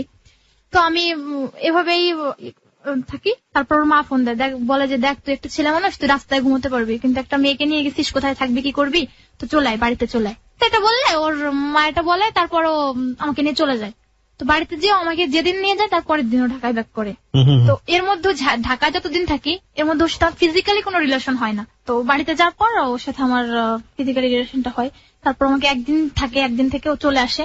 চলে আসার পরে দেন আমি ওর বাড়িতে থাকি। এরপর আমার মা আমাকে ফোন দেয়, দিয়ে বলে, আমার মা খুব কান্নাকাটি করে। আমার মায়ের কণ্ঠ শোনার পর আমার খুব ইচ্ছে করে, মানে ওই সময় আমার খুব ইচ্ছে করতেছে আমার মায়ের কোলের মধ্যে আমি ঘুমোবো বা মায়ের হাতের খাবার খাবো। তো আমি কি করি, আমি আমার মার সাথে কথা বলি। কথা বলার পর ও ঢাকায় এসে 2 দিন পর আবার বাড়িতে ব্যাক করে। বাড়িতে ব্যাক করেই দুপুর বেলায় আমার খুব পেট ব্যথা করে, আমি রান্না করি ওর বাড়িতে যাওয়ার পর ওর ফ্যামিলি, ওর মা আমাকে মেনে নেয়। ওর বাবা থাকে না, ওর বাবা মারা যায় 2002 সালে মারা গেছে। তো ওরা 3 ভাই বোন, ওর একটা বোন 2টা ভাই, ও ছোট। ওর বড় ভাইটা তখন বিয়ে করিনি। তো আমার ওর চাচু থাকে, উনি ডিফেন্সে। তো উনি আমাকে জিজ্ঞেস করে যে তোমাদের বিয়ে কি হবে কি, তো আমরা কি বিয়েটি দিব নাকি, বিয়ে হয়েছে কি। তো আমি বলি যে ও আমাকে যেভাবে বলে আমি ঠিক সেভাবে বলি। ও আমাকে বলে যে বলবা যে হ্যাঁ বিয়ে হয়ে গেছে, কোর্ট ম্যারেজ। তো আমি বলি যে হ্যাঁ কাকু আমাদের বিয়ে হয়ে গেছে, কোর্ট ম্যারেজ। তো বলে কাবিন নামা দেখো। তো আমাকে শিখায় দেয় যে তুমি জিজ্ঞেস করলে বলবো যে তোলা হয়নি। তো আমি বলি যে কাকু তোলা হয়নি। এটা বলার পর আমি এটা আসলে মিথ্যাটা কতদিন আমি চেপে রাখতে পারি না। আমি আমার শাশুড়িকে বলি যে মা আসলে তো এরকম আমার তো ওরকম বিয়ে হয়নি, এরকম বিয়ে হয়েছে। তো আমার শাশুড়ি শুনে বলে যে ঠিক আছে তো চলো তোমাদের বিয়ে দিই। তো আমার শাশুড়ি ওকে নিয়ে বিয়ে দিতে চায়। তো এর মধ্যে কি করে দিতে চায়, জাস্ট বলে, কিন্তু সেটা করা হয়ে ওঠে না। তো এর মধ্যে ও আবার ঢাকায় গিয়ে আবার 2 দিন পর ব্যাক করে ওদিন দুপুরে আমি খুব মানে রান্না করে খুব কষ্ট হয়ে যায়। আমি সংসারে মানে টোটালি কাজ করে আমি ইভেন ওর মা আমার সাথে, ওর ফ্যামিলিটা খুব ভালো ছিল, সবাই আমার সাথে খুব ভালো ব্যবহার করতো। তো ওরা আমার খুব অসুস্থ লাগে, তো আমি শুয়ে থাকি। তো আমাকে বলতেছে কি দুপুর বেলায় যে চলো গোসল করে আসি। তো আমি বললাম যে আচ্ছা ঠিক আছে, পুকুরে গোসল করবো। তো ও যে কোনো একটা কারণে আমার খুব পেট ব্যথা করে, তোমাকে বলতেছে তো উঠে খেয়ে নাও। তুমি বললাম আমি একটু পরে খাই, তুমি খেয়ে নাও। তো বলে যে না তুমি এখনই উঠো।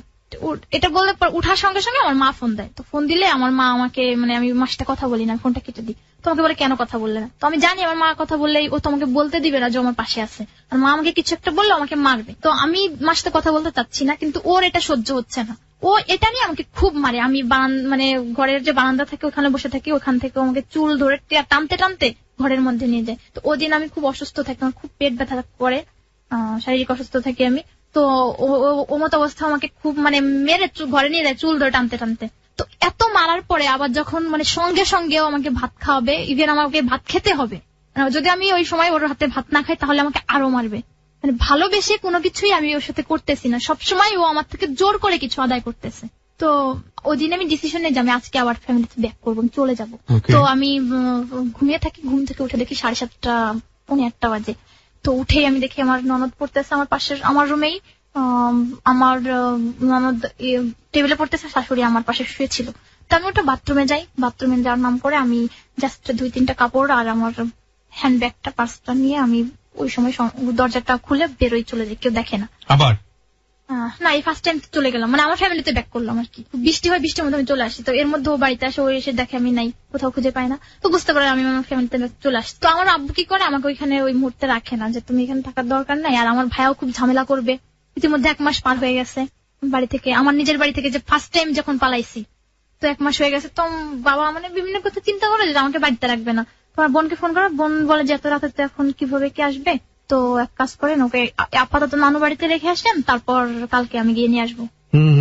তো আমি নানু বাড়িতে আমাকে রেখে আসি, আমি নানু বাড়িতে থাকি। আমার পরে নানু বাড়ি থেকে আমার বোন আমাকে নিয়ে যায় ঢাকায়। তো ঢাকায় যাওয়ার পর আমার বোনের বাসায় থাকতে থাকি। তো এরকম করে প্রায় 3 সপ্তাহ চলে যায়। তারপরে আমার মানে ওকে আমি আবার মনে করতে শুরু করি, মিস করতে শুরু করি। তো ও আমাকে আবার মানে ফকির দ্বারা কিছু একটা করে, যার জন্য আমি মানে অনেক ওর সাথে কথা বলার জন্য খুব হয়ে যায়। এটা কি বোনের বাসায় থাকা অবস্থায়? হ্যাঁ, বোনের বাসায় থাকা অবস্থায়। তো আমি যে কোনো ভাবে ওর সাথে যোগাযোগ করার পর আমাকে বলে তুমি চলে আসো। তো বলে তারপর 4-5 দিনের এরকম ওর সাথে ফোনে কথা হয়, তারপর আমি আবার ওর কাছে দেখে চলে যাই। তো বিভিন্ন কিছু চিন্তা করে আমি যে যা চলে যাবো, যা হয় হবে ওর সাথে।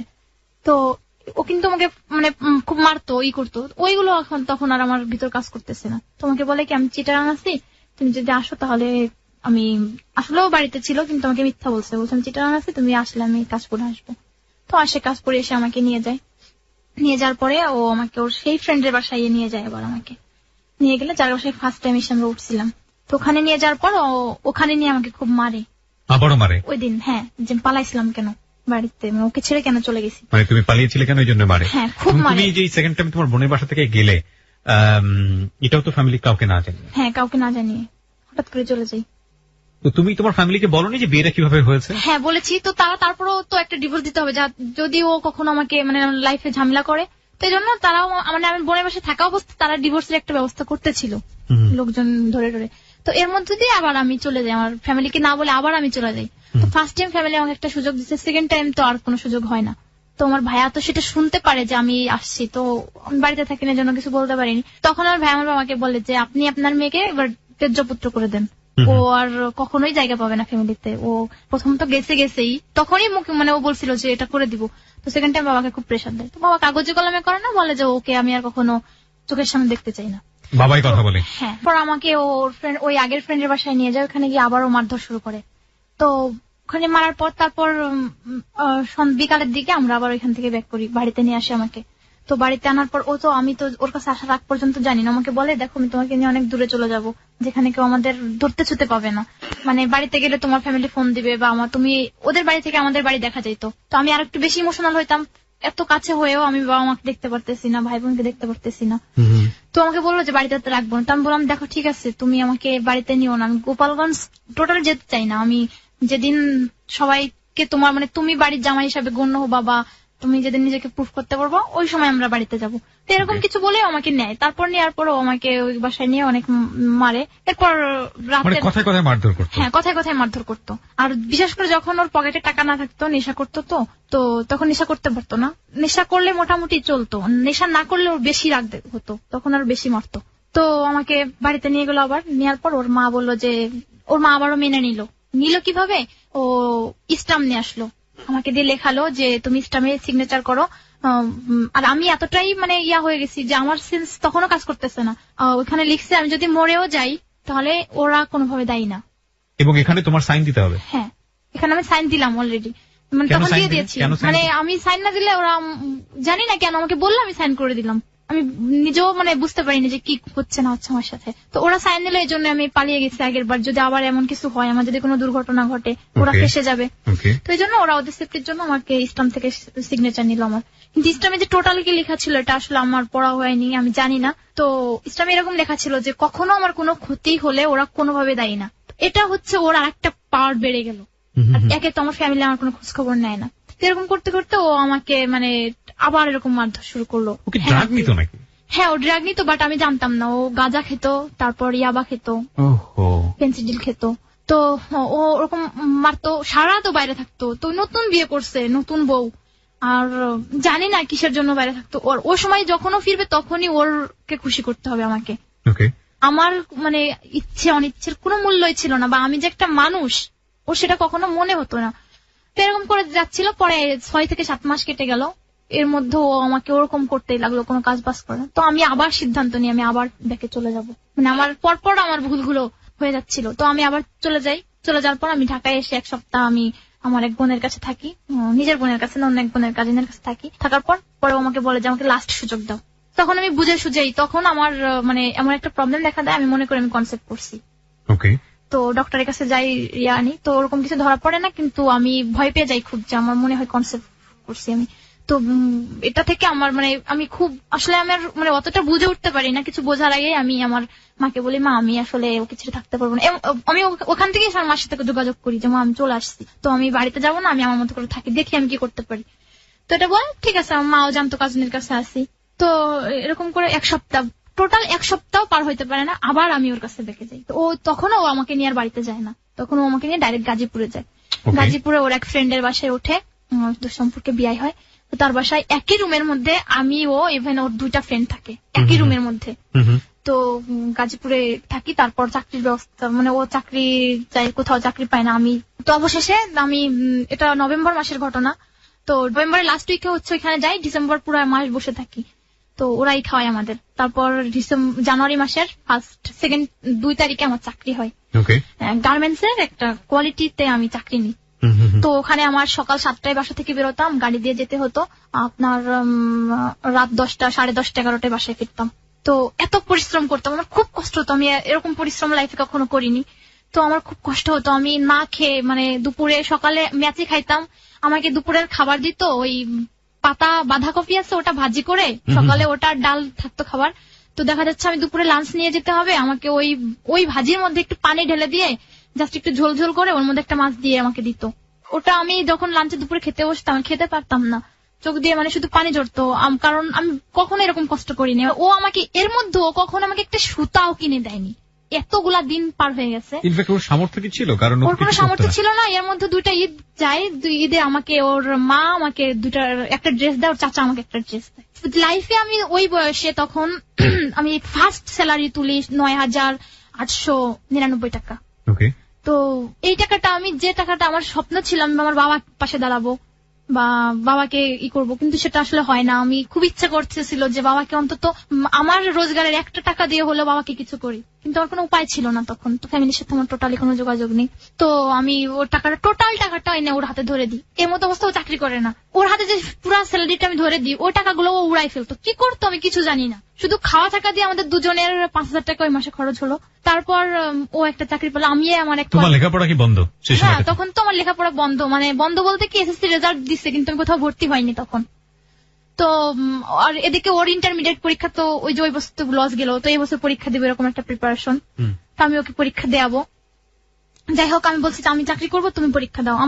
আমি তো তখন ইন্টারে ভর্তিও হয়নি। তো ওই এয়ার ফাইনাল পরীক্ষা দিল, সবকিছু শেষ করলো। তারপর ওরকম চাকরি আমি আমার এক কলিগকে বলে ওকে একটা চাকরির ব্যবস্থা করে দিলাম, গার্মেন্টস এর মধ্যেই একটা চাকরির ব্যবস্থা করে দিলাম। বাঁচতে তো হবে খেয়ে, তার কোয়ালিফিকেশন তো অত ভালো না যে ভালো কোনো চাকরি পাবো। তো এরকম করতে লাগলাম। তো আমি এত হাড় ভাঙা পরিশ্রম করতাম। তো এরকম করে ওকে টোটাল টাকা দেওয়ার পর দেখা যাচ্ছে 50-60 টাকা এরকম যদি থাকতো, মাঝে মধ্যেও আমাকে 10 টাকা 5 টাকা বলতো যেটা তুমি কিছু কিনে খাও, বিকালে লাঞ্চে কিছু কিনে খাও, টক ব্রয়টার এই ধরনের মেয়েরা যেগুলো পছন্দ করে। তো আমি এগুলা খাইতাম না, মানে 5 টাকা 10 টাকা করে জমায় আমি একটা কিছু কিনতাম।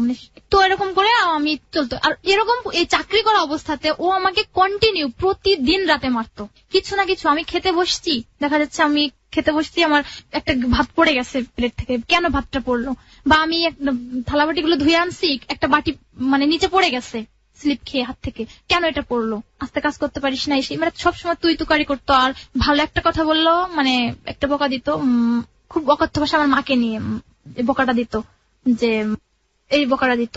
তো আমার খুব বলতাম যে দেখো তুমি আমাকে যা বলো, আমার মা তোমার মা তো আলাদা না, তুমি যদি তোমার নিজের মাকে ভালোবাসো তাহলে আমাকে তোমার এরকম বলা উচিত না। আর আরেকটা কথা বলি, ওর নিজের মাকে পর্যন্ত মারছে, ওর ফ্যামিলি থেকে কেউ পছন্দ করতো না। তো এরকম করে ও প্রতিদিন মারতো। তো আমি সহ্য করতে মানে আমার ইচ্ছে করতো যে আমি এই রিলেশনটা থেকে বেরিয়ে যাই, আমি আর পারতেছি না, কিন্তু আমি কি করবো, ফ্যামিলি তো আমার আর ফিরে যাওয়ার কোনো উপায় ছিল না। এদিকে ফ্যামিলিতে যদি এখন আমি বলি যে আমি ব্যাকে যাবো, তো আমার ফ্যামিলি আমাকে অ্যাকসেপ্ট হয়তো বা করবে না, কারণ আমি 2-2 বার গিয়ে আমি থাকিনি, চলে আসছি তার কাছে। তো আমার খুব ইচ্ছা করতো যে আমি আর পারতেছি না রিলেশনটা টেনে নিতে। মানে তখন ও আমার সামনে নেশা করতো। ইভেন যখন আমি ওর বাড়িতে থাকতাম, ও আমার ব্যাগের মধ্যে গাঁজা সেরে রেখে খাইতো, ঘরে বসে আমার ব্যাগে গাঁজা রাখতো। ওর মা একদিন বিছানার নিচে পাইছে, আমি তো চিনতাম না, ওর মা পেয়ে ওর মা এটা বুঝতে পারছে। ওর মা ওকে বলছে না এটা কি, তো ওর মাকে বলে এটা কিছু না, এটা পাতা, শুকনো গাঁজা কাগজে মোড়ানো ছিল। তোর মা ওকে কি বলে আমি বুঝতে পারি আকার ইঙ্গিতে, ওর মা আমার সামনে কিছু বলে না। তো পরে ওর মাকে মানে ওই আমার ব্যাগে যখন ওর মা জানতে পারে, তখন আমার ব্যাগের মধ্যে সেরে রেখে খেত। তো আমি কিছু বললাম, আমাকে মারতো। তো আমি বলতো যে আবার যখন খুব মারতো, আবার মারার পর না নিজে হাতে খাইয়ে দিবে, আদর করবে, মানে এসে বলতো সরি আমার ভুল হয়েছে, আসলে আমার মাথা নষ্ট হয়ে যায়, রাগ হইলে আমার মাথা ঠিক থাকে। ওর বয়স কত ছিল? ওর বয়স বয়সের ডিফারেন্স কত ছিল? ওর বয়স ডিফারেন্স ছিল মিনিমাম 4-5 বছর। 4 থেকে 5 বছর। যদিও পরিপক্ক না। তোমার যদি 18 বছরে বা 17 বছরে বিয়ে হয়ে থাকে, ওর 22-23 হবে, ওর 21-22 এরকম হবে, তো ও তো পরিপক্ক না। হ্যাঁ বলো। তারপর ও ওর ইয়ার লস যায়, পড়াশোনা ইয়ার লস গেছে, ওর ইচ্ছাকৃত হবে কিছু। তারপরে ওরকম আমাকে মারতো। তো মানে মারার পরে আবার এসে আদর করতো, বলতো যে দেখো আমি ভুল করছি, আমার মাথায় আসলে কাজ করেনি, আমি ওর ফ্যামিলি আমাকে বলতো যে ওর ছোটবেলা থেকে ওর জিনের ভাব আছে, মানে ওর মায়ের গায়ে পর্যন্ত হাত তুলতো। তো পরে আমাকে এরকম আমি চিন্তা করলাম যে আমি আসলে এই রিলেশনটা কতদিন। তো আমার ইচ্ছা করতো যে আমি সম্পর্কটা থেকে বেরিয়ে যাই, আমি এখন চাকরি করি, তো আমি কিছু একটা করি, আমি এখন পারবো হয়তো থাকতে, আমি আর কিছু পারতেছি না। কিন্তু আমার ভয় করতো যে ও আমাকে বাঁচতে দেবে না, আমাকে খুন করে ফেলবে, কারণ ও আমাকে মেরে ফেলতো। যখন ওর রাগ যদি কেউ কেউ না কেউ তো আমাকে এসে ঠেকাতো, যদি না ঠেকাতো তাহলে মনে হয় ওই সময় আমি মারা যাই। ইভেন আমাকে মানে গলায় পাড়া থেকে শুরু করে চুল ধরে টানা, মাথায় চোখে এখানে সেখানে, আমার এখানে স্পট আছে, পায়ে এখনো ফুলে আছে, আমি হাঁটতে পারি না। ইভেন মাঝে মধ্যে আমার পিঠে খুব ব্যথা করে, আমি সোজা হয়ে দাঁড়াইতে পারি না, আমার খুব কষ্ট হয়। তো আমাকে ও এরকম করতে থাকে, তো আমি কখনো সাহস পাইনি যে আমি রিলেশনশিপটা থেকে বেরিয়ে আসব। তো একটা সময়ের পর এরকম করতে করতে তারপরে এগুলো সহ্য করে থাকতে থাকি। হঠাৎ একদিন আমি যে মানে ওই গাজীপুর ওইখান থেকে বাসা চেঞ্জ করে অন্য কোথাও চলে যাই, ওইখানে আমার অফিসে ওকে আমি একটা জব দিই, আমি একটা অফিস চেঞ্জ করে একটা অফিসে যাই, ওখানে আমার কাজের অ্যাক্টিভিটিস দেখে আমাকে প্রমোশন দেয় ওইখানে, আমাকে কোয়ালিটি থেকে ওখানে বায়ারের ই করে দেয় সঙ্গে যে জিপিকিউ হিসাবে, মানে ওখানে আমাকে সেটেল করে। তো আমি ওখানে কাজ শিখতে থাকি, স্যার আমাকে হেল্প করে। আর ওখানে যে কত ঘন্টা জব করতে তুমি? টোটালি আমার জব করা পড়তো 12 ঘন্টা। 12 ঘন্টা জব করে এসে সংসারে কাজ করতে? হ্যাঁ, 12 ঘন্টা জব করে এসে সংসারে কাজ করতে হতো, এবং এই স্বামীর হাতে মার খেতে? এবং স্বামীর হাতে মার খেতে হতো। তো ওরকম করতো। তো যখন মানে ওরকম আমার অফিসে ওকে আমি একটা জবে, এর মধ্যে ও কি করতো, ওকে যে জবটা আমি আমার ফ্রেন্ডকে বলে দিয়ে দিছিলাম, মানে আমার কলিগকে বলে, ওই জবটাও রাখতে পারি নাই। ও মাসে প্রায় 5 থেকে 6 দিন অ্যাবসেন্ট করতো, বাসায় শুয়ে শুয়ে ঘুমোতো। আর আমি কিছু বললে আমাকে মারতো, আমি কিছু বলতেও পারতাম না। ইভেন আমি এত অসুস্থ অবস্থায় আমি অফিস করতাম, কিন্তু ও মানে কন্টিনিউ অ্যাবসেন্ট করে যেত। তো এইভাবে করতে থাকলে প্রতি মাসে একটা মানুষের সাথে অ্যাবসেন্ট করলে খুব করে ওটা একদিন বের করে দেয় অফিস থেকে। তো অবশেষে কিছুদিন বেকার থাকার পর আবার আমি ওকে আমার অফিসে চাকরি দিই। এর মধ্যে আমার প্রমোশন হয়, আমি একই অফিসে আমি ওর উপরে চলে যাই, আমি ওর বস হয়ে যাই। থাকতে থাকি, তারপর এরকম করে মারে সবাই আমাকে, ওই অফিসের সবাই বলে যে ম্যাডাম আপনার হাজবেন্ডকে তো এরকম দেখি অমুক ছেলেদের সাথে মিশে এরকম। তো আমি কখনো শোনা কথা কান দিতাম না, কারণ আমি নিজের চোখে দেখলেও ওকে কিছু বলার রাইট আমার ছিল না, কারণ বললেই মার খেতে হবে। আর প্রেস্টিজ থাকতো না, তো আশেপাশে রুমের লোকজন হাসাহাসি করতো। তো আমি একটা সময়ের পর আমি কিছু বলতাম না, তো আমাকে সবাই বলতো, আমি কিচ্ছু ওকে বলতাম না। আমি যে বাসায় থাকতাম ওই বাসায় একটা ভাবি ছিল, আমাকে খুব ভালো করতো, স্নেহ করতো। তো ওই ভাবি আমাকে একদিন বললো, জাফরিন তুমি তো কিছুই জানো না তোমার হাজবেন্ড কি করে না করে, তুমি যখন রাতে ঘুমিয়ে থাকো তোমার ঘরের দরজা খোলা থাকে, তুমি কোন অবস্থায় ঘুমিয়ে থাকো হয়তো তুমি জানো না, আমরা দেখি। তো তোমার হাজবেন্ড তো রুমে থাকে না, দরজা পুরো খোলা থাকে, রাতে 1-1:30টার সময় তোমার হাজবেন্ড কোথায় যায়? তো আমি বিশ্বাস করতাম না, আমি বুঝতাম যে হ্যাঁ এটা সত্য, না হলে ভাবি কেন বলবে আমাকে, ভাবির কি স্বার্থ? তো তারপর আমাকে জিজ্ঞেস করতাম না। তো একটা দিন মানে এরকম করে যে তোর বাড়িওয়ালা ভাই খুব বকতো যে তোমরা এরকম মারামারি করো, আমাকে মানে এত মারতো। কোন মানুষকে এভাবে মানে টর্চার করতে পারে আমি আমার লাইফে কখনো দেখিনি। তো একদিন রাতে আমি সন্ধ্যার সময় আমি অফিস থেকে ফিরে রান্না করি, রান্না করার পর পাশের রুমে একটু গ্যাঞ্জাম হয়, মানে ওর হাজবেন্ড ওয়াইফ একটু ঝগড়া করে। তো ও আমাকে বলে কি হয়েছে, তো আমি বলি যে তুমি এখন রুমে থেকে বেরো না, তোমাকে দেখলে ওদের সঙ্গে তোমাকেও বলবে, তুমি তো এরকম অশান্তি করো রুমে। বলো ঠিক আছে। তো বিদ্যুৎ থাকে না, খাওয়া দাওয়া করে আমি শুয়ে পড়ি। তো শুয়ে পড়ার পর গরম লাগে, তো ও বলে যে আমি পাশের রুম থেকে আসছি। তো এটা বললে আমি বলি আচ্ছা ঠিক আছে তাড়াতাড়ি চলে এসো। তো আমি বিদ্যুৎ না থাকে আমি উঠে আবার ওই ভাবির রুমে যাই, যে ওইখানে 5 মিনিটের মধ্যে বসে রুমে চলে আসি ব্যাকে। এসে এর মধ্যে বিদ্যুৎ আসে, আমি গোসল করি, খুব গরম লাগে, গোসল করে আমি শুয়ে পড়ি। তো আমার চোখে হালকা ঘুম চলে আসে, এর মধ্যে বাড়িওয়ালা ভাই এসে আমার দরজা লক করে। তো লক করলে আমি ঘুম অবস্থায় চোখে বলে যে আফরিন কি রুমে আছো? তো আমি দরজা ফাঁক করে দেখি অনেক লোকজন, চিন্তা করে কি ব্যাপার কি হয়েছে। তো আমি তখন রুমের মানে লাইট অন করে বাইরে বেরিয়ে বলে কি হয়েছে ভাই কি ব্যাপার? তো বলতেছে কি যে না কিছু না তুমি যাও। এর মধ্যে ওই যে মানে আর যে আদার্স লোকজন ওরা আমাকে দেখে বলতেছে কি যে কি ব্যাপার, এ ছিল না, আমি শিওর এ ছিল না অন্য কেউ। তখন আমার একটু কনফিউশন কি বলে। আর ওই এলাকাটা ছিল খুবই ডেঞ্জারাস, ওইখানে হাজবেন্ড ওয়াইফও যদি সন্ধ্যার পরে একসঙ্গে বেরোতো মানে ওদেরকে আগে ধরে বলতো যে কাবিননামা দেখাও, খুব খারাপ একটা জায়গা ছিল। তো যদি আমাদের কোনো প্রবলেম কখনো হয়নি ওরকম। তো এরপরে আমি আর একটা ভাইকে জিজ্ঞেস করি ভাই কি হয়েছে, পাশেরই মানে রুমমেট। তো উনি বলে যে আপনার হাজবেন্ড আর ওই পাশের রুমের ওই ভাই দুজনে কোথায় জানিয়ে গিয়ে নেশা করতেছিল, গাঁজা খাচ্ছিল, তো ওনারা ধাওয়ায় নিয়ে আসছে। তো ওই লোকটা, ওই ভদ্রলোক, আমার হাজবেন্ড তখন আমার পাশে দাঁড়ায় থাকে, ওকে দেখে চিনেও না চিনার ভান করে, বলে যে না মানে আমার সংসারের কথা চিন্তা করে যে হয়তো আমি অশান্তি করব। তো উনি বলে কি দেখো না এরা ছিল না, আচ্ছা ঠিক আছে আমি যাই। তো ওর কাছে নর্মাল একটা ফোন থেকে ও দৌড়ে চলে আসে, আর ওর সাথে যে ছেলেটা থাকে তার কাছে একটা দামি ফোন থাকে, তো ওই ফোনটা ওরা নিয়ে নেয়। তো নিয়ে নিলে পরে রাত্রিবেলা শুয়ে শুয়ে আমি ওকে কাঁদি আর বলি যে আমি কি কিছুই বুঝি না, তো তুমি কি করলে এটা? তো আমাকে বলে যে সরি, এরকম বলে যে সরি শোনা আমার ভুল হয়ে গেছে। আমি বললাম দেখো কোথাও তুমি মান সম্মান রাখলে না, তুমি কেন এগুলো করতেছো? তো আমাকে বলে যে আমাকে আর একটা সুযোগ দাও, আমি আসলে এরকম করবো না, আমি সিগারেটও খাবো না, আমি এগুলো ছেড়ে দিব আস্তে আস্তে করে। আমি বললাম ঠিক আছে তোমার যদি খেতে হয় তুমি রুমে বসে খেও, তুমি ছাড়বা না? তো তো এরকম করে বললাম, তো বল ঠিক আছে, তো আমাকে বুঝাই সুঝাই রাত্রেবেলা ঘুমিয়ে গেলাম। পরের দিন সকালে অফিসে গেলাম, একসঙ্গে অফিসে লাঞ্চে আসতেছি। তো ওইখানে আমার যে ভাবি ছিল, ওই বাসায় ভাবির একটা ভাই ছিল, তো ওই ভাইকেও ডাকতেছে অফিস থেকে বেরোয়, যে ভাই আপনার সাথে আমার কথা আছে, ফোন নাম্বারটা দেন। তো নিয়ে পর আমি বলতেছে জানো নাম্বারটা কেন নিলাম? বললাম কেন? বলতেছে যে নাম্বারটা নিলাম কালকে রাতে যারা আমাদেরকে কর দিছে ওদের দেখতে হবে না, তারা কিন্তু ওখানে স্থানীয় লোকজন গাজীপুরে। তো বলতে তাদের দেখতে হবে না, ওরা শাকিল ভাই ফোনটা রেখে দিচ্ছে, ওরা কত বড় কি হয়েছে, মানে এরকম বকা দিয়ে বলছে যে কি হয়েছে বড় ভাই, যে আমাদেরকে ওই করতেছে। তো আমি বলছি দেখো, ওকে আমি নর্মালি কথাটা বললাম, দেখো এই জিনিসটা নিয়ে যত মারখামাখি করবা তত তুমি প্রবলেম ফেস করবা, ওরা কিন্তু তোমার ভালো বুঝাই আমাকে কিছু বলে নেই, তো যেহেতু যা হয়েছে হয়েছে, পাস্ট এই নিয়ে কথা বলো না। তো আমাকে বলে ঠিক আছে ঠিক আছে। তো আমি যে মুখ থেকে মানে কথাটা বের করছি পাস্ট, ওই এর মধ্যেই বলছি ঠিক আছে। তো ওই টোটালি ওই মানে কয়েক সেকেন্ডের কথাটা মুখ দিয়ে কেন বেরোলো, ও ঠাস করে রাস্তার মধ্যে মানে হাজার হাজার মানুষ, তার মধ্যে আমাকে চড়ানো শুরু করছে যে তুই বলছিস চুপ করতে, আমি চুপ করিস, তুই কথা বলতেছিস কেন? আমি তো জাস্ট এটুকুই বলছি।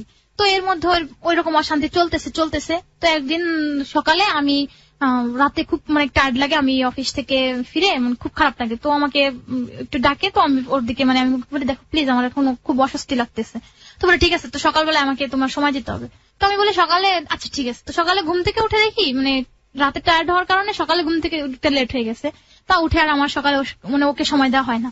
তো ও খুবই রেগে যায়। আর ও আরেকটা কথা বলি, ও কখনো মানে খুব অপরিচ্ছন্ন ছিল, গোসল করতো না ঠিকঠাক মতো।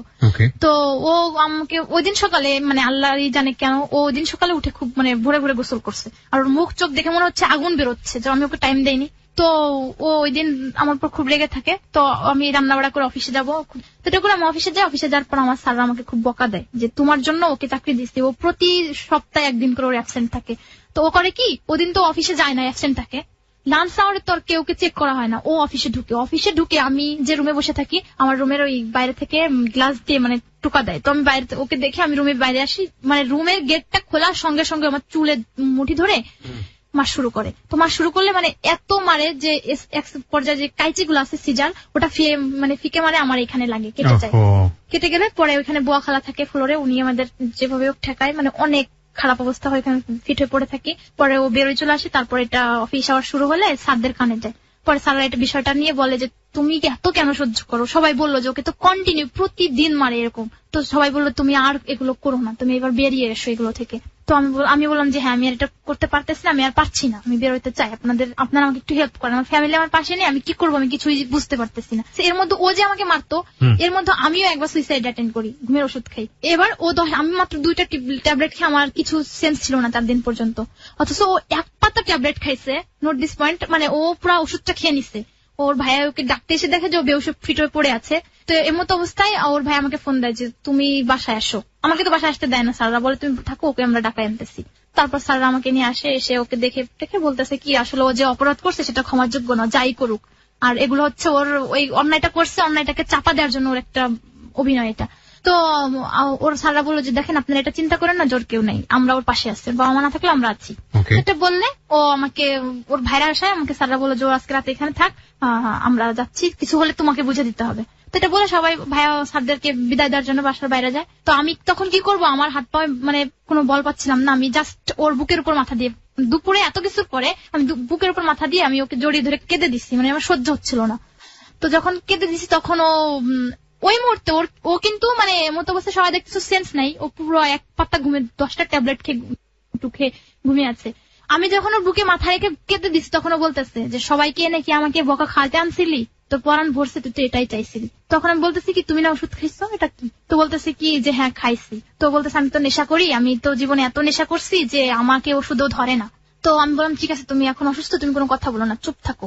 এই করে ওর ভাই রুমে আসছে, এই মনে করেন খুব মানে বাজে পুরনো যত ইতিহাস আসছে হাঁটতে লাগলো এই কথা। তো ওর ভাই বলতেছে দেখ প্লিজ তুই একটু বোঝার চেষ্টা কর, চুপ থাক, তোর নিজের শরীরের জন্য এটা ভালো না। তো এই করে ওর ভাইয়ের সামনে ও আবার এটা ওটা বলে আমাকে মার শুরু করলো, বিশ্রী গালিগালাজ করতো। তো ওইগুলোর পরে আমি পরের দিন সকালে আবার আমার স্যারকে ফোন করে আমি ওর হাত থেকে মানে কোন রকম একরকম ছুটে পালিয়ে চলে গেলাম অফিসে। তো আমাকে ফোন দিয়ে না পেয়ে একদিন হঠাৎ করে আমাকে ফোন দিয়ে বলতেছে, এটা ও চলে আসার 1 মাস পরে আমাকে বলতেছে যে তোর সাথে আমি আর সংসার করবো না, আর তুইও আমার আশায় থাকিস না, আমি তোকে ডিভোর্স দিতে চাই। তো আমি বললাম না, এটা বলার আগে আমাকে বলতেছে যে তোর সাথে তো আমি এতদিন ভালোবাসা মানে সংসারের অভিনয় করছি, তোকে তো আসলে আমি বিয়ে করিনি, তোর সাথে তো আমার ওরকম কোনো কাবিন হয়নি, তুই তো প্রস্টিটিউট হিসাবে তুই তো এখন একটা প্রস্টিটিউট, আমি তো তোকে ইউজ করছি, যেহেতু তো আমাদের বিয়ের কোনো এভিডেন্স নেই। তো ওই মুহূর্তে আমার মনে হচ্ছিল যে পৃথিবীতে মনে হয় আমার মতো এই মুহূর্তে কেউ এত অসহায় নেই, আমি কোথায় যাব, কার কাছে যাব। তো ওই দিনই রাতে ও যখন আমাকে বলে যে অস্বীকার করে যে আসলে তোমার সাথে আমার ওরকম বিয়ে হয়নি, তো আমি ওই দিনই সিদ্ধান্ত নিই যে না, আর এই সম্পর্কটাকে আমি ঝুলিয়ে রাখবো না। তো আমি আমার মামাকে ফোন করে মামা বাড়িতে আসি, বাড়িতে যেতে পারি না বাবার সামনে। তো মামা বাড়িতে এসে আমার হেল্প নিয়ে, আমার চাচাতো মামা থাকে একটা ফরিদপুর কোর্ট এরিয়া, তো ওনার হেল্প নিয়ে আমি ডিভোর্স দিই। তো ডিভোর্স দিতে অনেক ঝামেলা হয়, যেহেতু আমাদের কাবিননামা ছিল না। তো এখানে আমি ওকে ডিভোর্স দিই, ডিভোর্স লেটার পাঠিয়ে দিই। তো এরপর থেকে আমি আবার আমার জায়গায় যে জব করতে থাকি, এর মধ্যে ও আমাকে বলে যে আমি ডিভোর্স লেটার পাইনি। তো আমি বলছি আমি পাঠিয়ে দিচ্ছি, তুমি তো পেয়ে যাবো, হয়তো কিছুদিন লেট হবে। তো হঠাৎ করে একদিন আমি অফিস থেকে বাসায় ফেরার পরে ও আমার বাসায় চলে আসে, এসে আমাকে রুমের মধ্যে মানে টকটক করে আওয়াজ করে, আমি রুম দরজা খুলতেই রুমে ঢুকে গেট লাগিয়ে দিয়েই ওই দিনও আমাকে সমানে মারতে থাকে। মানে আমি চিল্লানো শুরু করি যে আমি তো তোমার ওয়াইফ না, এখন তুমি কেন এটা করতেছো। ও আমাকে জোর করতে থাকে, তো আমি চিল্লাতে লোকজন জড়ো হয়ে যায়। পরে আমার ওইখানে আমার কিছু লোক মানে যারা অফিসিয়াল স্যাররা ছিল, ওদের ফোন দিয়ে আমি যে আমাকে একটু হেল্প করেন, ওনাদের হেল্প নিয়ে আমি টোটালি তারপর সেপারেট হয়ে আমি ওইখান থেকে চলে আসি। ওইখানে জব টম করতে পারি না, কারণ আমাকে তুমি সেপারেট হও কত সালে? 2015 সালে। 15 সালে। এখন কি তুমি বাড়িতে যেতে পারো? হ্যাঁ, আমি বাড়িতে যাই, বাট আমার বোন আমার ভাই কেউ আমার সঙ্গে কথা বলে না, ইভেন বাবা মা। তুমি লেখাপড়াও করো না এখন আর? হ্যাঁ, আমি লেখাপড়াটা চালাই গেছি। আমি এর মধ্যে এবছর ইন্টারমিডিয়েট পরীক্ষাটা দিয়েছি 2016-তে। পাস করেছো? রেজাল্ট এখন আউট হয়নি। ওকে। আর তুমি এখন চাকরিও করছো? হ্যাঁ, এখন আমি এক পাশাপাশি একটা চাকরি করতেছি, কারণ ঢাকাতেই থাকো? হ্যাঁ, ঢাকাতেই থাকি। কারো বাসায় লজিং থাকো? হ্যাঁ। লজিং থেকে নিজে নিজে পড়াশোনা করো? জি। কেন বলতে আসলে আজকে তোমার এই স্টোরিটা, লাইফের স্টোরিটা? আসলে আমি এজন্যই বলতে আসছি যে আমি কি বলবো, আমার নিজের কিছু ভুল সিদ্ধান্ত, কিছু রাগ, আসলে যে রাগগুলো একদমই ঠিক না, বিশেষ করে মেয়েদের জন্য তো মোটেই না। রাগ এবং জিদ মানুষের জন্য হারাম। তো আমি জিদ করে আমার নিজের ভুল, ইভেন আমার ফ্যামিলির প্রতি আমার অভিযোগ আছে একটু, যেটা হচ্ছে আমার বাবা বেঁচে থাকা অবস্থায় আমার ভাই আমাকে যেভাবে মানে ইয়ে করছে, আমার লাইফের ধ্বংসের জন্য আমার ভাই কিছুটা দায়ী। মন থেকে কখনোই মনে হয় ক্ষমা করতে পারবো না তাকে, কারণ সে যদি আমাকে বুঝতো, ওই সময়টা যদি সে আমাকে একটু বুঝতো, একটু বিশ্বাস করতো, বিলিভ করতো, তাহলে হয়তো, বা আমার বাবা যদি আমার পাশে থাকতো, তারা যদি আমাকে একটু সামান্য বুঝতো, তাহলে আমার লাইফটা যে এই পর্যায়ে আসতো না। মানে তুমি কি এটাই বলতে চাও যে মেয়েরা যখন এ ধরনের কোনো বিপদে পড়ে তখন মেয়েদের কথা ফ্যামিলিতে শোনা উচিত, মনোযোগ দিয়ে শোনা উচিত, তাদেরকে বিশ্বাস করা উচিত? অবশ্যই তাদের বোঝা উচিত, শোনা উচিত, কারণ তাদের একটা মানে আলাদা একটা বিশ্বাসের, কনফিডেন্সের জায়গা থাকা অবশ্যই উচিত, কারণ সে কতটুকু কি করতে পারে, এটা যদি এই বিশ্বাসটা যদি নাই থাকে, তাহলে কিসের ফ্যামিলি, কিসের আপনজন? প্রিয় শ্রোতা, এই প্রশ্নটা রেখেই আমরা আজকের অনুষ্ঠানটা শেষ করব, এবং একই সাথে আপনাকে যে কথাটা বলতে চাই, যারা এই ধরনের ফ্যামিলিতে আছেন, ছেলে কিংবা মেয়ে, ফ্যামিলির প্রত্যেকটি সদস্য সমানভাবে গুরুত্বপূর্ণ, এবং এই গুরুত্বপূর্ণ এমন ভাবে যে এটা শুধুমাত্র মান-ইজ্জতের খাতিরে তাদের প্রতি কোনোভাবেই যেন অত্যাচার না করা হয়। আমরা দেখেছি গ্রাম অঞ্চলে হয় এরকম, একটা ছেলে যদি পাশের বাড়ির বা অন্য কোনো এলাকার মেয়ের সাথে প্রেম করে, বাবা মা এটা নিয়ে তেমন একটা মাথাই ঘামায় না, কারণ ও তো ছেলে, ও ভাগিয়ে নিয়ে আসলেও সেটা পরিবারের ইজ্জত যাবে না। যতটা না মাথা ঘামায় একটা মেয়েকে নিয়ে, কারণ একটা মেয়ে যদি প্রেম নাও করে, তাকে নিয়ে যদি কুৎসা রটানো হয়, কোনো ধরনের গালগপ্প শুরু হয়, মেয়েটার প্রতি অত্যাচার শুরু হয়ে যায়, স্কুলে যাওয়া বন্ধ হয়ে যায়, এই ধরনের কাজ করার আগে একটু চিন্তা ভাবনা করে দেখবেন, মেয়েটার প্রতি বিশ্বাস রাখবেন, ওর ভয়েসটা শুনবেন, কারণ আপনার অত্যাচার হয়তো বাধ্য করবে ওকে সত্যি সত্যি ওর জীবনে বড় কোনো ভুল করতে, আমাদের এই আফরিনের মতো। কোনো ভুল না হোক আপনার জীবনে, এই শুভকামনা জানিয়ে আজকে হ্যালো 8920 শেষ করতে চাই। যারা আফরিনকে দেখেছেন, আফরিনকে মন্তব্য করেছেন, তাদেরকে ধন্যবাদ জানাবো, এবং একই সাথে যারা এই গল্পটি থেকে কিছুটা ব্যক্তি জীবনেও শিক্ষা নিয়ে